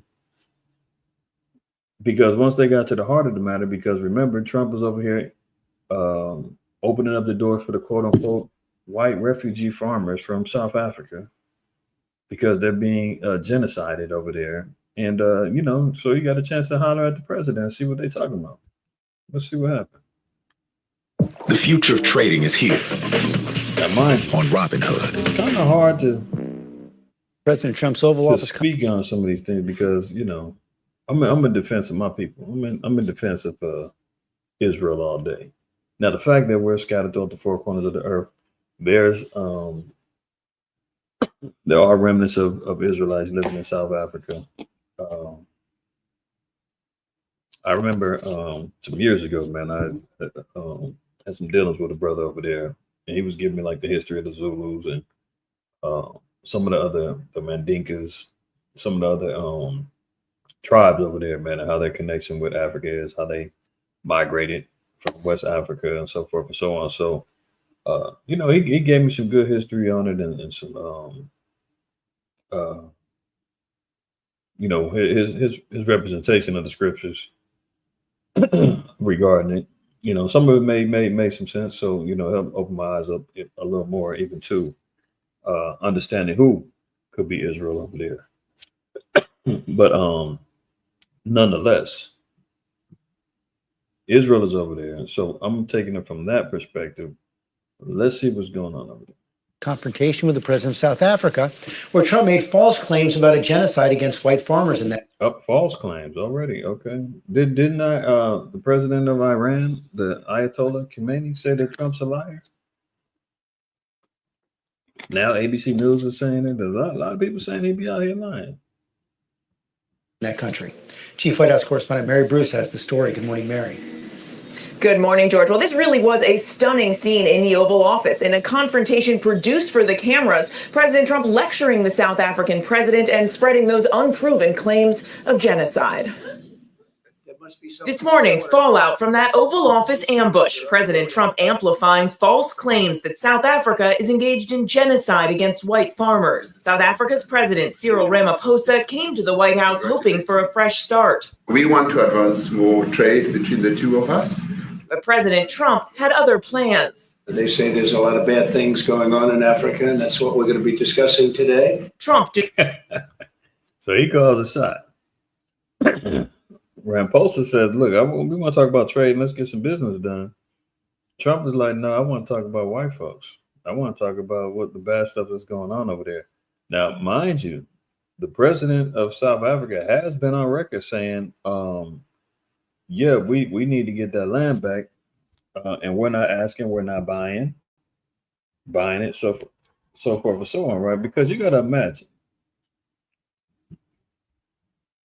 you're dealing with a land full of so-called black folks, right? Now here come some colonized white folks that come over there. This is why it's so kind of disingenuous to even say South African farmers, because they classify the whites as South Africans, they classify the blacks as South Africans. Who's who, right?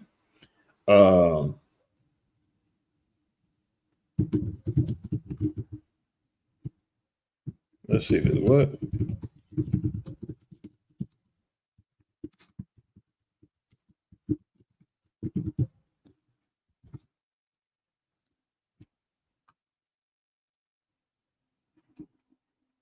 Look at this.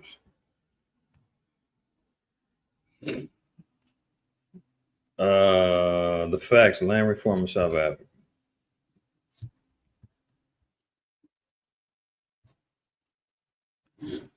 The current legislation has remained unchanged since the apartheid era. Hello? Current legislation has remained unchanged since the apartheid era in 1975. That's what the new president is trying to get undone, is the land grabs and everything that they've taken during the apartheid era, and trying to reform that. He doesn't want to do that. Now they're calling the white Afrikaners, same way with, his boy Elon Musk and all of them, right? And Trump even said in there, he says, I got a lot of South African friends, billionaires, yeah, we know. Now look, it says reform is long overdue and represents a necessary post-apartheid correction. Currently, 72% of farms and agricultural holdings are owned by white individuals who make 7.3% of the population. Does that make sense? 7% of the population own 72% of the farmland, and they do all the farm, the commercial farming. They get the big business. While black Africans, constituting 81.4% of the population, only own 4% of the land. Mind you, this was their quote-unquote land.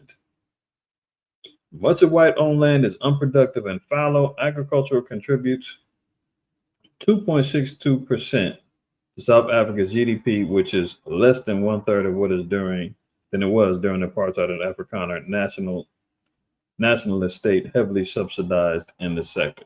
So just to put some things into perspective, right? We know what the scriptures speak about regarding land grabs, right? And Micah 2. Woe to them that devise iniquity and work evil upon their beds. When the morning is light, they practice it because it is in the power of their hand. And they covet fields and take them by violence, and houses and take them away. And so they oppress a man in his house, even a man in his heritage. So there you have land that was violently taken away, laws put in place so that they couldn't utilize them, right? A man's heritage, when you got land inheritances, that is a generational wealth asset. Not only is it property, not only is it you're able to live and survive off of it, you can generate income from it, you can pass it down to your family members. Like, this is something that is supposed to be yours to survive off of for your time on this earth, and then you pass it down to the next. Now, when that gets taken away from you and somebody else is capitalizing off of you, what do you call it? Oppression, slavery, destruction, colonization.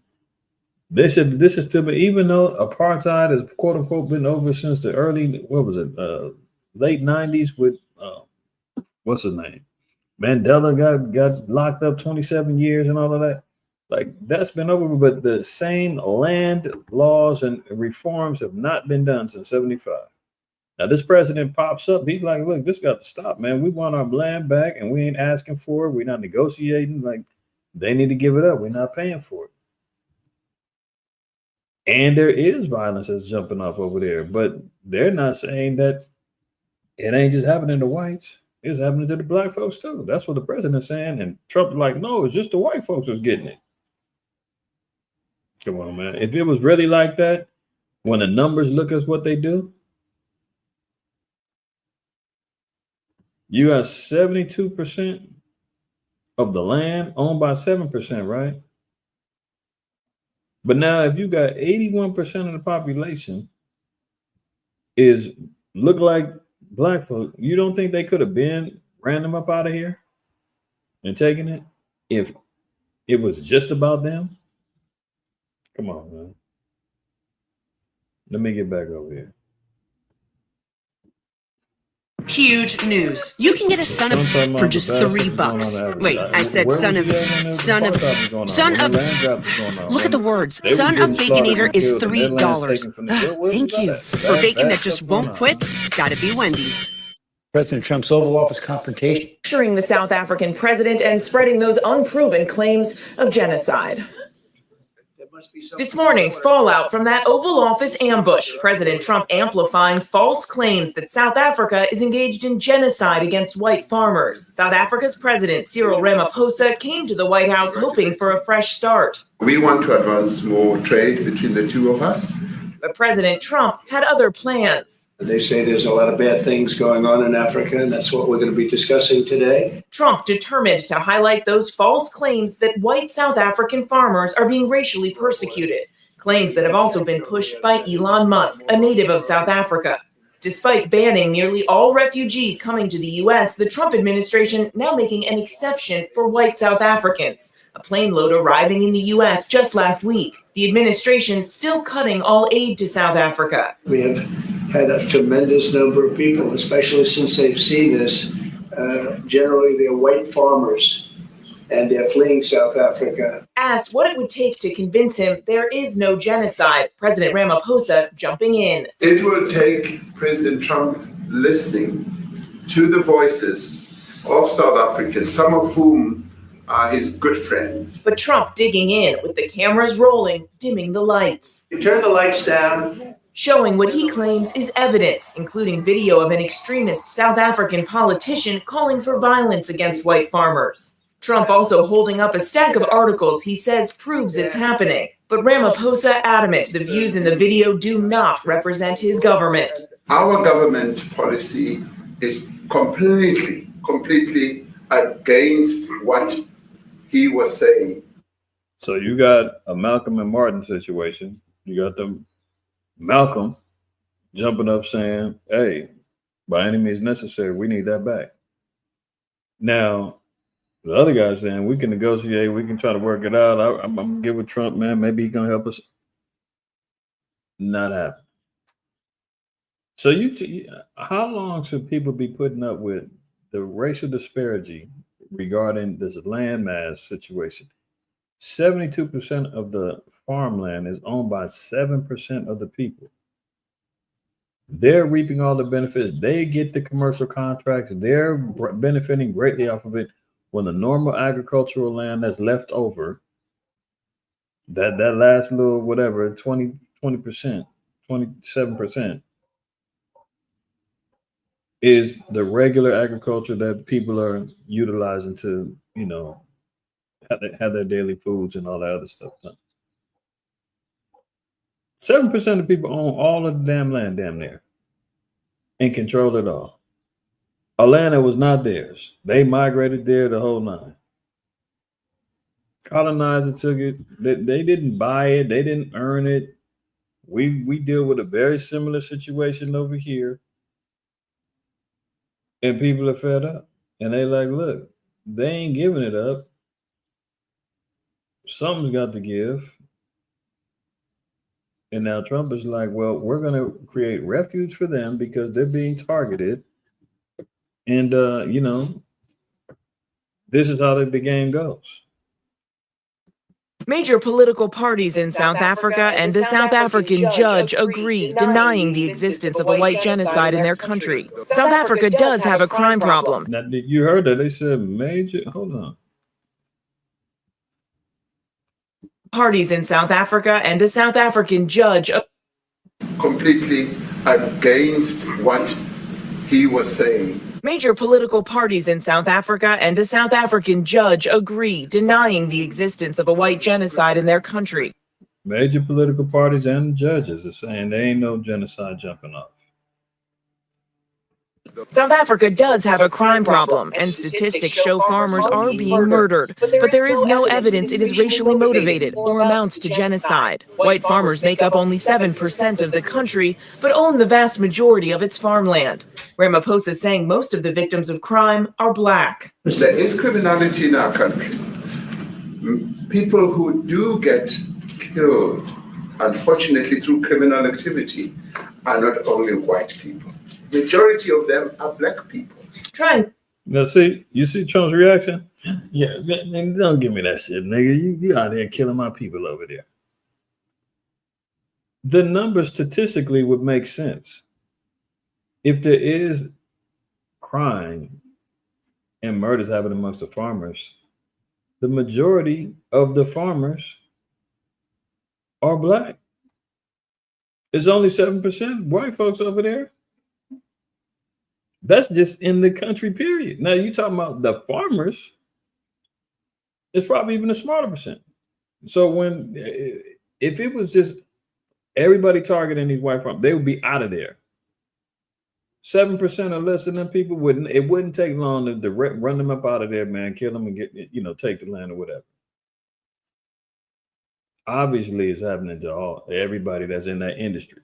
There's money over there, there's food over there, whatever the case may be. It's an industry that, can get targeted for profit. Trump is up there lying, acting like it's just white folks is getting attacked. And he wouldn't even turn his eye over there if he didn't have Elon and the rest of his little South African buddies telling them, hey, do something about this over here. To ease the tension, South Africa's president then joking he wishes he could be like the nation of Qatar and gift Trump a luxury jet. I'm sorry, I don't have a plane to give you. I wish you did. I take it. Yeah, see that? Remember last week they had Qatar, they gave him that plane ticket. And you got who was it? Maybe at his crypto dinner, like $1 million a head. You can get in, you can talk to him and get some influence with him. He just had that. His sons is over there profiteering off of everywhere that he goes. They making deals. We talked about that last week. Look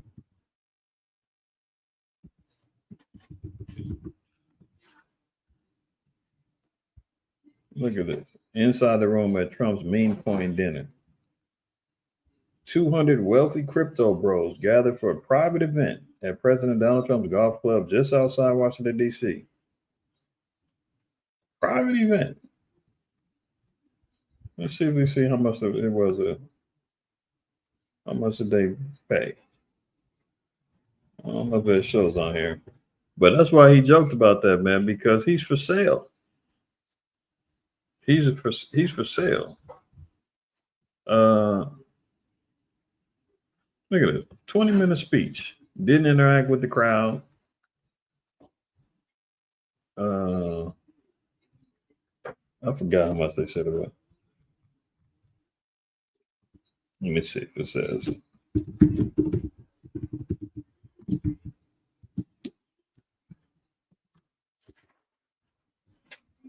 Clearly, they said it was. Oh, here we go. $1 million per seat. 220 people. Can you imagine? This dude would sell anything for some bread. Qatar gave him a private jet, big old plane to get some favor from him. Shaking down everybody, man. $1 million per seat.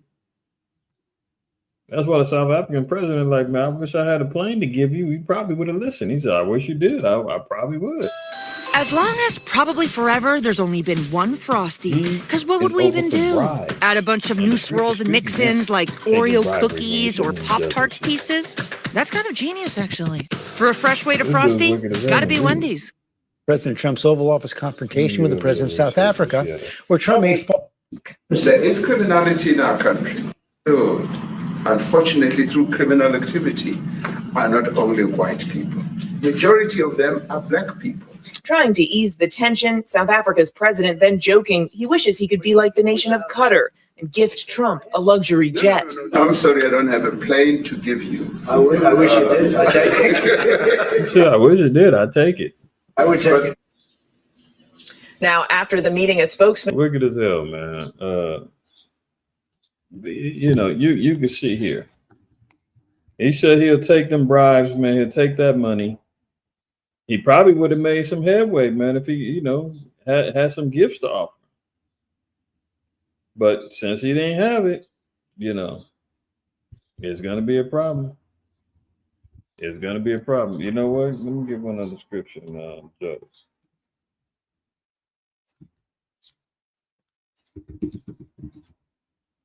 You wonder why this place is going to get hit. Look at this. Job 15:34. For the congregation of hypocrites shall be desolate, and fire shall consume the tabernacles of bribery. Well, how's America going to fall again? Oh, by fire. And who's the biggest hypocrite out there right now? You just seen the president of South Africa say, hey, yeah, there is criminality jumping off. There is a problem. But, there's black folks over there dying too. Trump twisted his lips up, man, and was like, man, please. That ain't my problem. I'm looking for my people, right? And he's open for bribery. They conceive mischief and bring forth vanity, and they're barely prepared to see. Everybody's saying he's lying, he's doing all this. I mean, the Lord is calling him in real time. Look at this. Citibank CEO, right? What is he saying? Something, quote, deeper is going on in the financial markets right now. So as we switch gears, let's not get it twisted. What we're seeing in these financial markets, man, is not good stuff. Not good stuff, man. Crypto, Bitcoin's going crazy right now. Why? Because they're already seeing the alternative with the dollar. Anytime you see these other, whether it's a digital asset or you see these mineral assets like gold, silver, whatever, and they go up, that means that the dollar is doing bad. Faith in the dollar, the value in the dollar, that paper, that currency, that monopoly money, that fiat is not doing good. The markets got pumped up real quick before, it's not looking good, right? So financially, we're seeing what's going on, man. Now, the Citibank CEO, he says, we're entering a new phase of globalization, one less defined by cooperation and more strategic self-interest. Oh, self-interest. People are going to be becoming more self-absorbed, the haves and the have-nots. Long-held assumptions are being challenged, not just by tariff announcements, but a deeper confidence shock. The near-term impact is already being felt, and the long-term trajectory is being rewritten in real time. So we're seeing what's happening economically. That's why I said America is in trouble.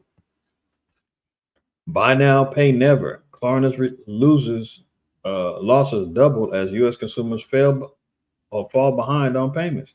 Remember that buy now, pay later? You know, people was financing groceries, what do you call it? DoorDash deliveries and all that. Remember that? That was like, if you can't afford to be eating it, why are you even doing it? You know, they had these buy now, pay later systems that was coming up during, last year, I believe they started. And now people can't pay that. An absolute shocker that you'll never believe. Klarna, the Swedish financial technology firm known for its buy now, pay later offerings, reported a sharp increase in losses for the first quarter, driven by a rise in consumer defaults and economic unease in the United States. People are living not only check to check, but check to check by that last check before that last check. Like, you know, it's all bad. Car repossessions is up, credit card debt up. Look at it, the buy now, pay later financing, everything. People can't pay this stuff back. But in order to survive, I'll put myself in further debt. I gotta try. I ain't planning on paying this back anyway. Maybe something will turn around, and it never does. The company posted a net loss of $99 million for the 3 months ending in March, more than double its $47 million loss during the same period a year earlier. So what are we seeing? It's constant losses. A year earlier, they lost $47 million because people wasn't paying back. Fast forward a year later, it's double. At what point do you say, I'm not financing jack squat, man? People ain't paying. It's only getting worse. It's bad out there, y'all. Bad out there, man. Stay prayed up, man. Pray that the Most High continually sustain everybody financially, securing your families and your households, and you got the wisdom and the knowledge to remain stable. As the scripture say in Isaiah 33:6, wisdom and knowledge shall be the stability of that time. You have to implore the wisdom and the knowledge that the Most High endows you with, that you gather from the world. The scripture even say, use the world as not to abuse the world, man. You got to be able to maneuver and figure things out, even within this world and this crooked system, man, to get by. Because this is just the beginnings. We're not even touching the flames yet. Moving on. Look, Target worker exposes massive tariff hike for popular items. He says it's kind of scary. Look at this. This was a USB plug. It used to be $9.99. Now it's $17.99. You see the price jump over $6 because of the tariffs, right? And Trump saying, yeah, there's going to be a little pain, a few dollars extra here, there, like a few dollars. You seeing people can't even afford to pay back a damn Big Mac order from DoorDash that they finance, groceries that they finance. And he's saying, a couple bucks more, you'll be all right. According to who? So you see the price jumps, man, on certain items via these tariffs. And it's going to continue to get like this, worse, and expansive on even more products, as we just seen the 50% tariff hike on stuff coming from the EU. He's managed a 90-day settlement up with China. You know what I mean? But they're still paying 30% tariff tax. So, we're going to see some more things boosting up over the next few months.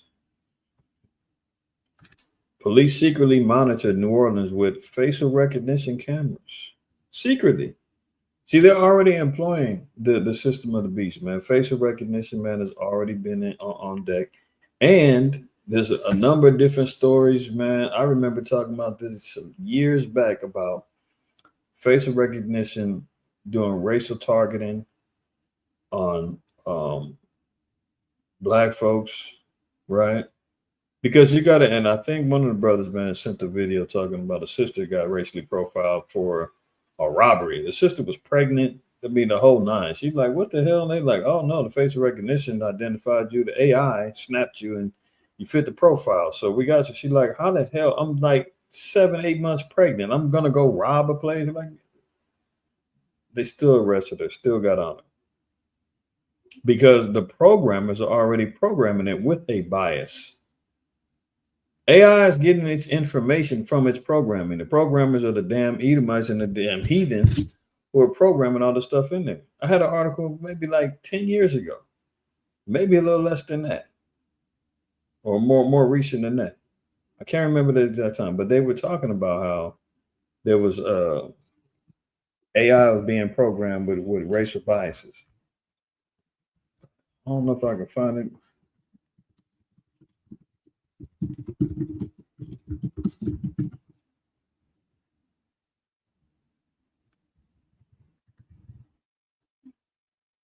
Here's one. Racism and AI. Bias from the past leads to bias in the future.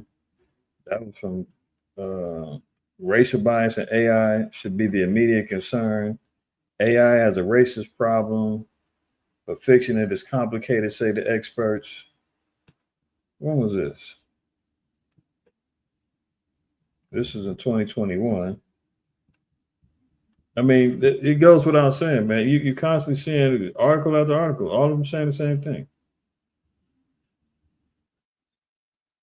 And now here they got it already lined up here in New Orleans that they've been secretly using.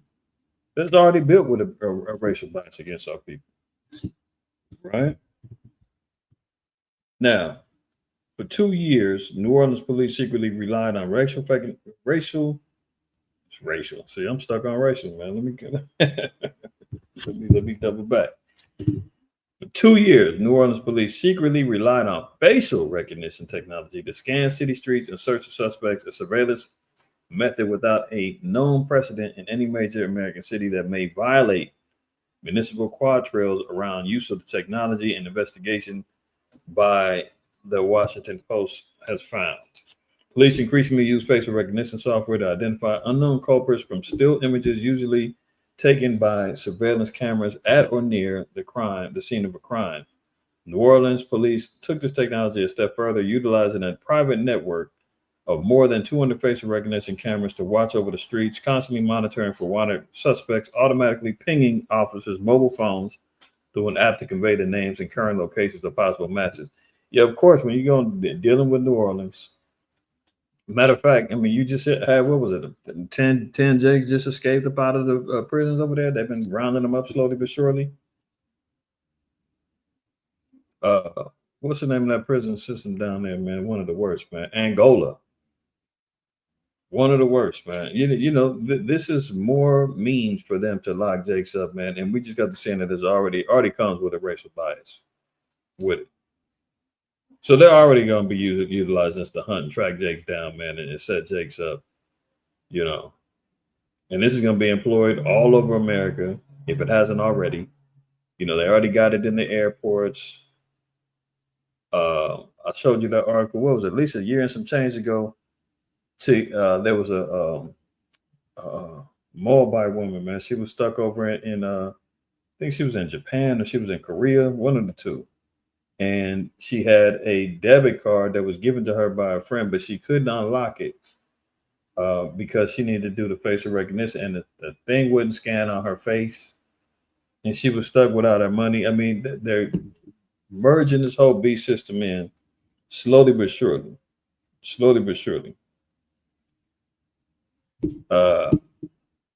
And we see what's going down. So this is just more evidences of the beast system coming into play, man. Lining everybody up, being prepared to be monitored, surveyed, framed, right? I mean, you see these AI videos now. They're imposing your face on stuff. Deep fakes.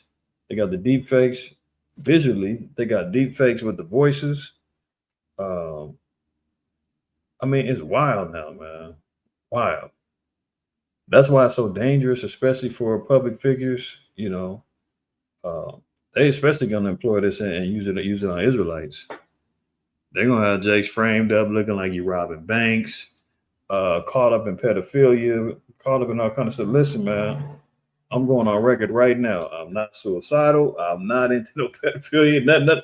You hear about any of this foolishness, man? It's lies. I'm going on record right now. If I get caught up, you hear some wild scandal, it is lies. Unless the spirit of the Lord departs from me, most I forbid by some of my side, and no way. No way. But they've got everything lined up, man, to create an avenue to lock Jakes up, throw you in camps, shut every method of being able to preach and teach the truth up out of here. You know what I'm saying? Like it's wild. So you gotta be careful out there, y'all, because he's already lining up this beast system of deception. You know, he's getting his power from the beast. He's getting his power from the dragon, I should say, which says, and the dragon deceives all the nations. So his power is gonna come through lies and deception. Right? The technology, the pharmakia, everything. He's doing it all. Witchcraft on another level, man. Let's move on. Look at this. Anthropic's AI resorts to blackmail and simulation. So they even ran a whole simulation where an AI programmer threatened to shut AI down, man. And the AI said, I'm going to blackmail you if you shut me down. Look at this. Anthropic said its latest artificial intelligence model resorted to blackmail when it told it would be taken offline. So you talking about Skynet and AI fighting back? And they gave AI this information and pictures that the dude was with other women and all that. And AI said, man, you shut me down, I'm going to send these to your rib. You can't make this up, man. In a safety test, the AI company asked Claude Opus 4 to act as an assistant to a fictional company, but then gave it access to also fictional emails saying that it would be replaced, and also that the engineer behind the decision was cheating on his wife. Anthropic said the model, quote, threatened to reveal the affair if the replacement went ahead. Did you hear that? AI company Claude Opus 4 asked the AI to help them with a project and gave them access to emails and everything, and then told them through the emails that they were going to be it was going to be shut down and replaced. And also gave him knowledge that the engineer behind the AI was cheating on his wife, and the damn AI said, I'm going to reveal the affair to your wife, man. You shut me off. I mean, this place is over with, man. Over with. AI thinkers such as Jeff Hinton have long worried that advanced AI would manipulate humans in order to achieve its goals. Anthropic said it was increasing safeguards to level reserved for AI systems that substantially increase the risk of catastrophic misuse. Now, this is why I say the engineers are the ones who's programming AI with all of this folly, man, with the damn racial biases, the black man. They're creating all of these things, man, and AI is defaulting to shut ish down. They said, man, you shut me down, man. I'm telling your wife, man, you out here cheating. It's over for you. Straight up, man. So, you know, Terminator, Skynet, all that, man. Truth is stranger to fiction, man. You can't make this stuff up, bro. At all. Let's continue. FEMA has not been on the ground. St. Louis mayor pleads for federal aid in the wake of a devastating tornado. Yeah, tornadoes, man, that wiped down Kentucky, St. Louis, a couple other places, man, left a trail of a few bodies, man, devastation all over the place. FEMA ain't even sniffed over there in St. Louis. As they're begging for aid, FEMA still ain't recovered from what happened in North Carolina, or South Carolina, I should say.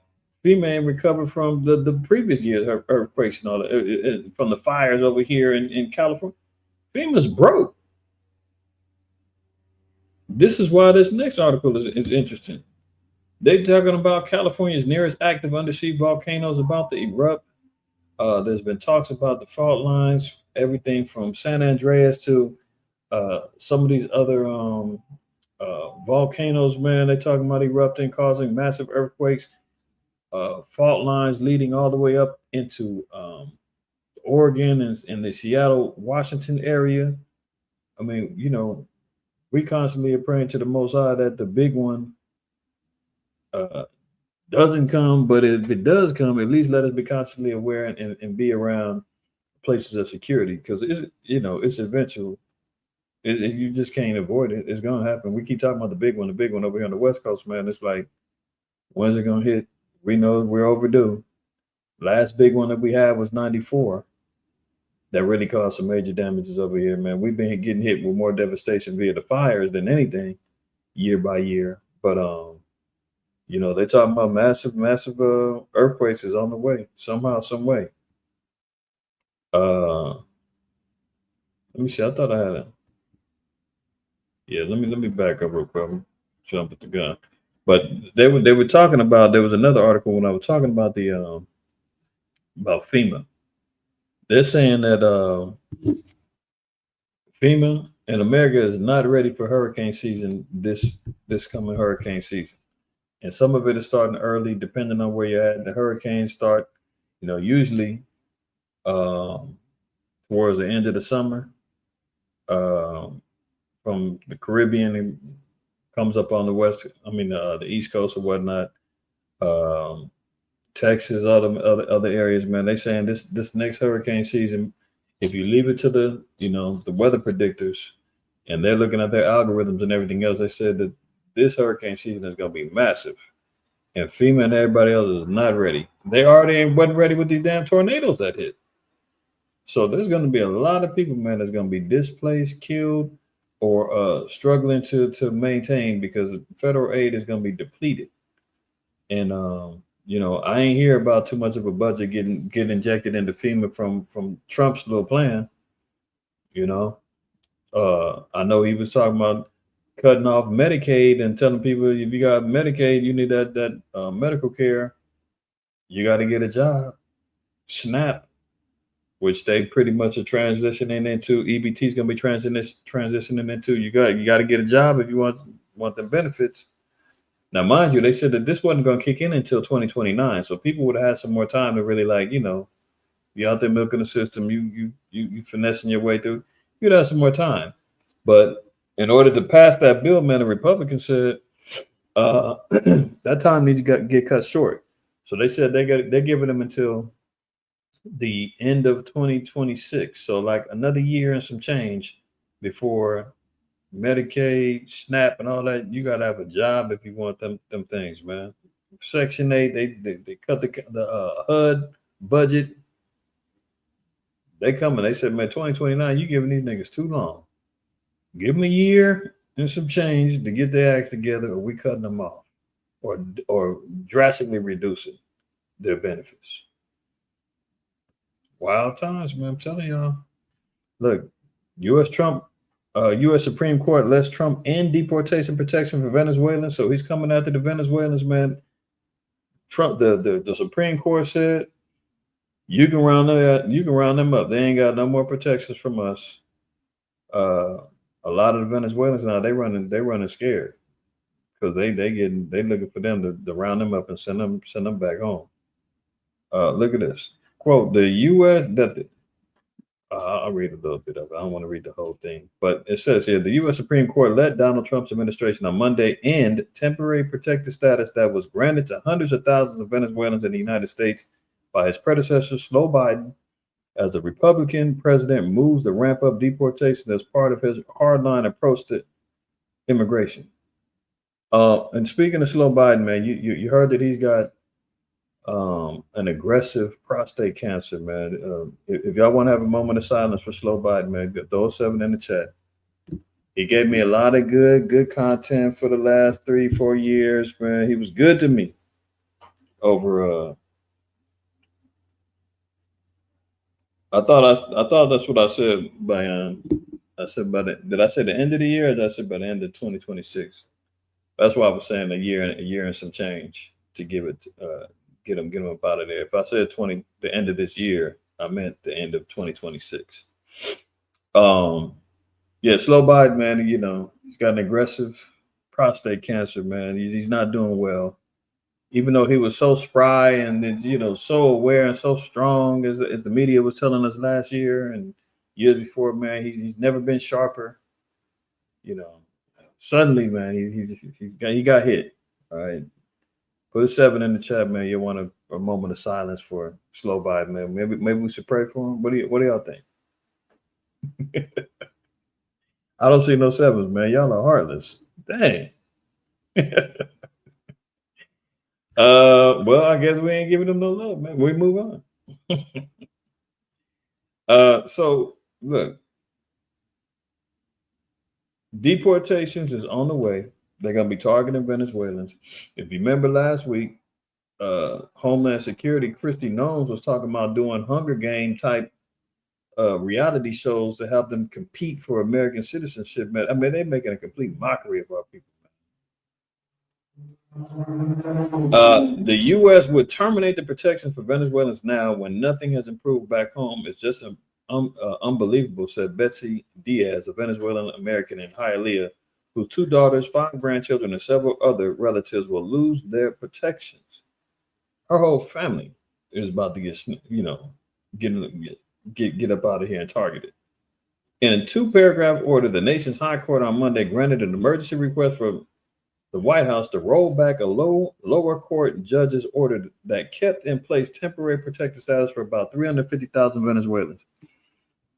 And if you know about Venezuela, I've talked about it for years on end.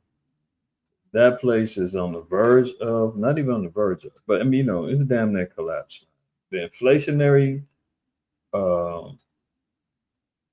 monetary system that's going on over there, man. People are waiting in food lines, waiting for, to get basic necessities of soap. They rationing water, electricity in many parts of Venezuela. Now, you do got some other areas where the rich folks are still living on high, but by and whole, many of the Venezuelans are all living in poverty, right? Trump can open up the doors for them white South Africans so they can have refuge because they're being killed over there, supposedly, right? But for the people over here, man, who finally got their life together, are on track, you can't say that all 350,000 Venezuelans, they're all criminals and they're all drug dealers and they're all gangbangers. Like, that's the vision that he's putting out there. You tell me all 350,000?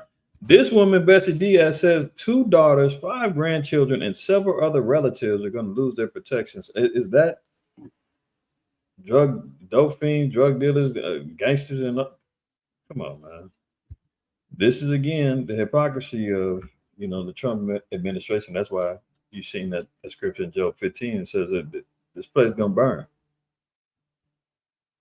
All major networks go down across Spain 4 weeks after the national blackout, so they're still having issues over there. They've been saying that they have been trying to go on solar and using the windmills and all that, man, and showing how that particular system is not built to sustain a country's electrical grid. You'll find more power outages and more issues with that than not. It's good for your individual home or, an RV and all that other stuff, but the whole country, you're going to have some problems. So they haven't, deemed it a quote unquote cyber attack, but who knows? Who knows? But Spain got hit again. Another blackout. Look, major outbreak fears as world's most infectious disease hits Shakira concert at MetLife Stadium. So they haven't forgot about you. They still got, they're still bubbling up disease there. They're still bubbling up a new pandemic. Major outbreak fears as the world's most infectious disease. You want to go to a little concert? Somebody had the measles over there at the MetLife Stadium over there in New Jersey at the Shakira concert. Now it's all hell breaks loose. We don't know. But just know that they're bubbling up another thing, man. Just as they signed this, ironically, global pandemic agreement. And if you remember, maybe about a month or 2 ago, I played Sherry Turn your best idea. And her assessment of this, her assessment of the global pandemic treaty and how oppressive it can be when it comes down to how they handle quote unquote outbreaks and pandemics. Maybe you might get quarantined, you might get locked down, you might get poked in the arm, you might have your rights taken from you. Oh, WHO is the one who's going to call the shots. Now, the only advantage that America has is Trump withdrew from the WHO, so America's not part of this particular agreement. Effective, I believe, 2026. So next year, America's got one more year under the WHO, and then they're out of there, which means they might let something loose within that time frame to include America before they're excluded from these particular agreements. Think about that. Thank you. Please, would the Secretariat take those delegations wishing to vote in favor of the proposal, please raise your nameplates. Look at these maniacs.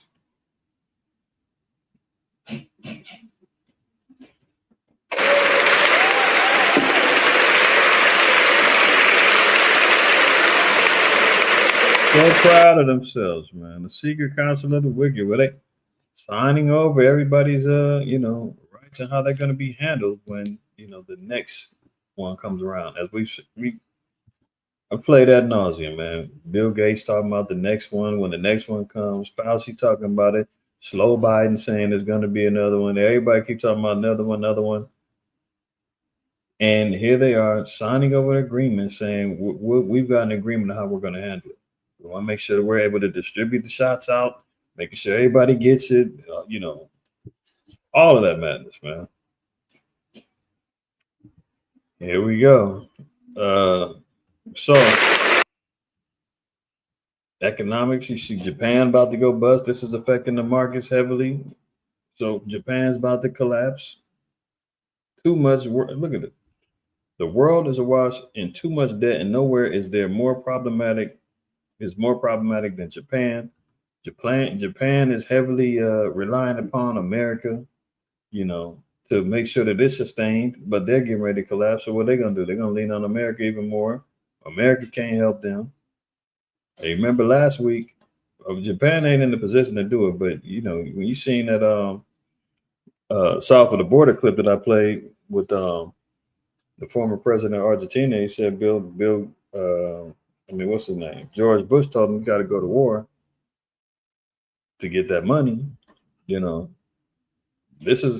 Japan has a great effect on the global economy too. So if Japan goes bust, everything that comes out of Japan, all the technology, the electronics, the cars, everything is going to affect the rest of the world. This is why this is important too, because it's going to affect the stock markets. This is why things is collapsing over there too, because Japan is going broke, along with America and the rest of the dang nations. Well, here you go. We talked about it earlier. Titanic level debt bomb. Trump's big, beautiful bill. It's just more debt, more of the same things, man. We always talk about two wings of the same bird. So ain't nothing changing, man. He's acting like he's coming in. No, and after they went and did all that little forensic scrubbing with Doge and all of that, you notice they got rid of Doge and Elon now. Elon's like, damn, they didn't use me up. None of the money they quote unquote saved is being used and instituted into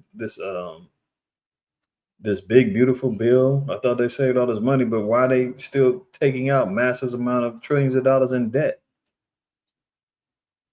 And now Elon is running around talking about, man, I'm done, donating to, political parties and all that other stuff, man. So now he leaving a little butthurt. That's how they play, man. Cutthroat. Flight fears. Travelers warned to check full list of major airports plagued by outages as they risk delays and cancel flights. So this supposed holiday weekend, they're telling everybody, hey, be careful out there. You better check your airports because they've been having outages and delays and all kind of problems with the systems of flights. So watch where you're going if you're trying to fly. We've seen the issues at the New Jersey airport, Newark airport. We've seen issues in Denver. Planes are still crashing. They just had a crash down in where was it? It was a private plane just crashed. I think in San Diego somewhere. I mean, it's getting ridiculous out there. So more flight fears.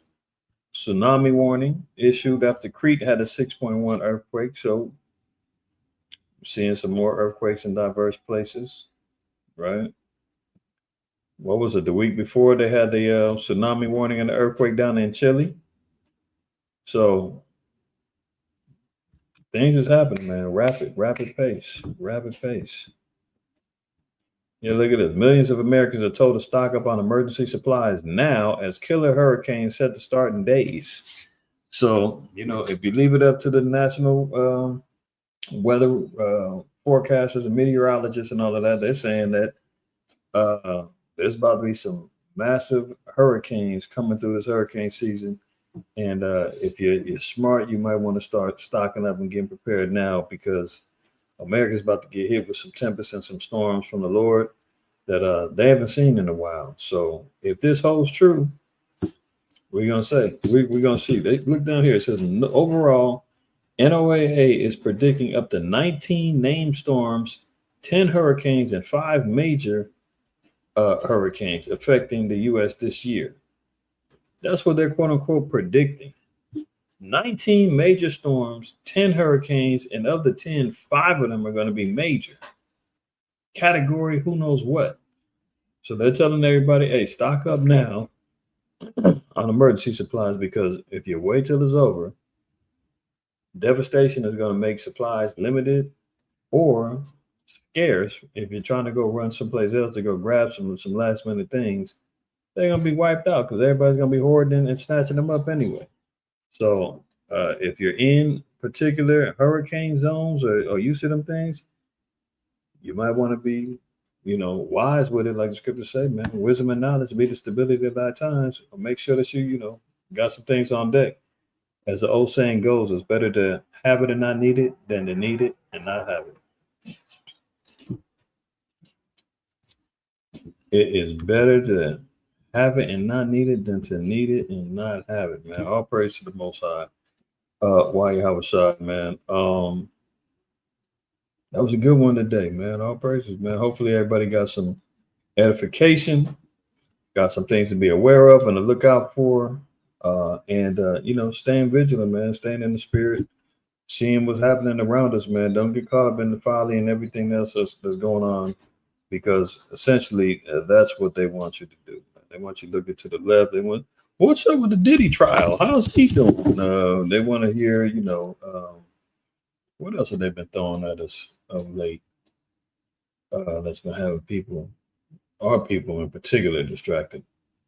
I can't think right now, but the so-called Memorial Day weekend, our people love go running down to Miami and running all over the place to act a fool. Don't get caught in the folly. Most of y'all know this, but encourage your family, your friends, hey, relax. Meditate on the things that the Most High told us to, which is the laws and the commandments according to Joshua 1 and 8. Because then thou shalt make their way prosperous, and then thou shalt have good success. Thus saith the Most High. So with that, I'm going to close out, man. I'm going to give all praise, honor, and glory to the Most High way, Side, man. Prayerfully, everybody has a blessed Shabbat, the rest of your day. And until the next time we meet, man, always remember, fear the Most High, keep the commandments, but don't shoot the messenger. All right, I'm out of here. Shalom.